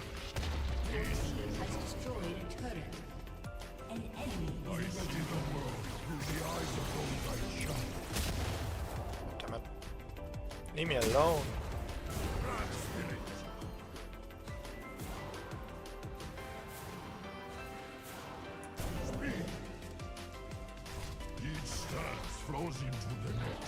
Didn't they make only Q and R wagon to count as ults? Yes, they did announce that on their Twitter. I saw that. They did announce that. They never went through with it. I don't know what the fuck, bro. They just don't give a fuck about Udyr for some reason. You would think that would change after the champion is more viable and actually played after the rework, but no.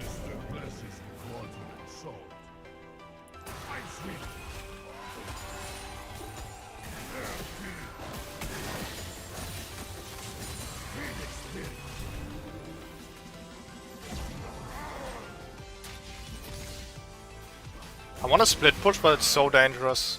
I can get caught by Zac and Jinx so easily.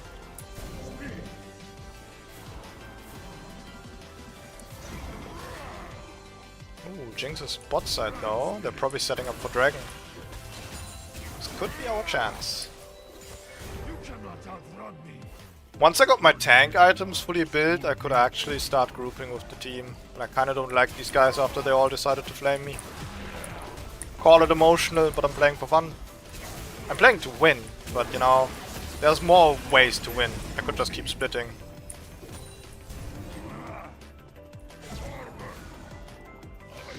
Hey, we actually got a dragon.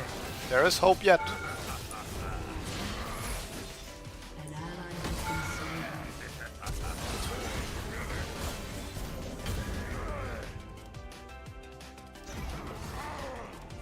I just realized split pushing with Bramble Vest might be pretty difficult. Every time they hit me while I'm under turret, I get turret aggro. You cannot outrun me.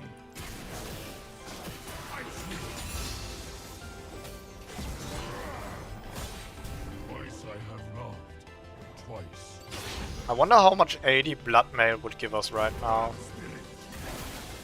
Would probably be pretty good. Like, we scaled a lot of health. We have... oh my god. Can't even count it all up. So much bonus health. Alright, magic resistance. Probably this for tenacity. Oh, is the game over?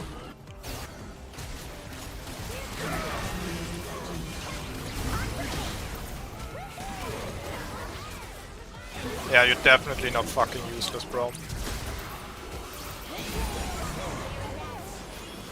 You're definitely not fucking gapped, Kog'Maw. 100%. I actually go in there and help you and you still don't perform. What the fuck would make you think that if I helped you here, you would've?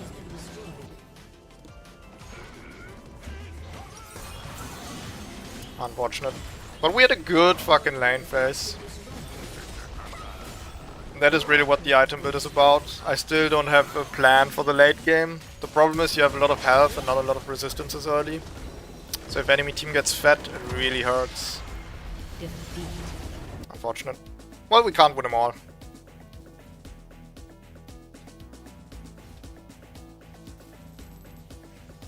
Let's look at that team fight real quick again. Ooh, nice. So my flex rank is platinum. That's not too shabby. My flex rank is always lower than my solo queue. Because I don't play enough flex. I mean, who does? Let's look one more time at the team fight where my team started to turn on me. Where they found out I'm the reason we are losing the game.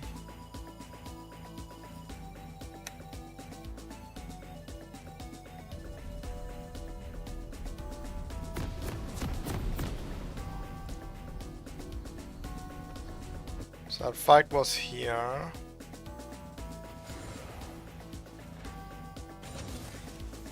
Dude, I was dominating the top lane.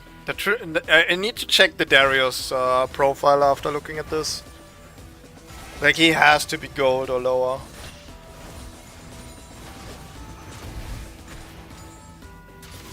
Red team double kill. Where do we grow up here? Okay, now, right? Okay, one more split push apparently.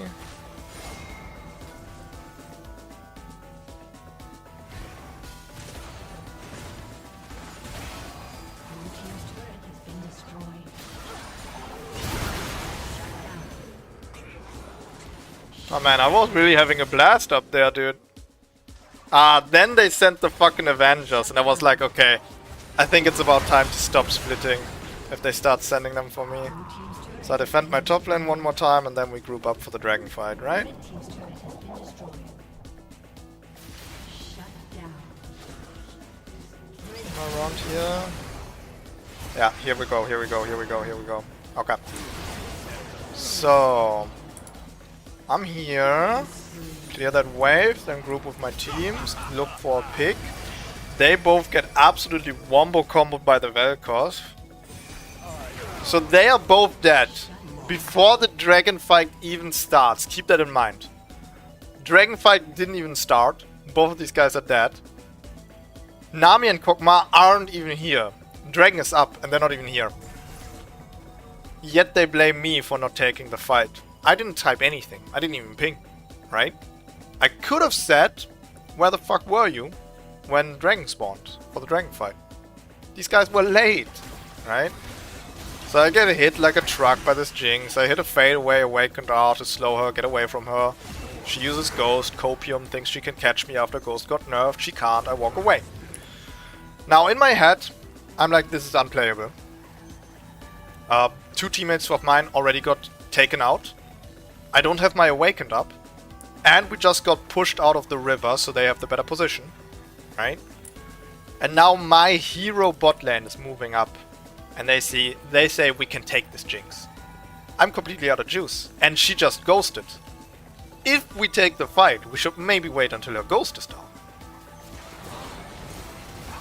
So I know they want to take this fight and I move back in. And I look for an opening, right? I'm like, at least we can try.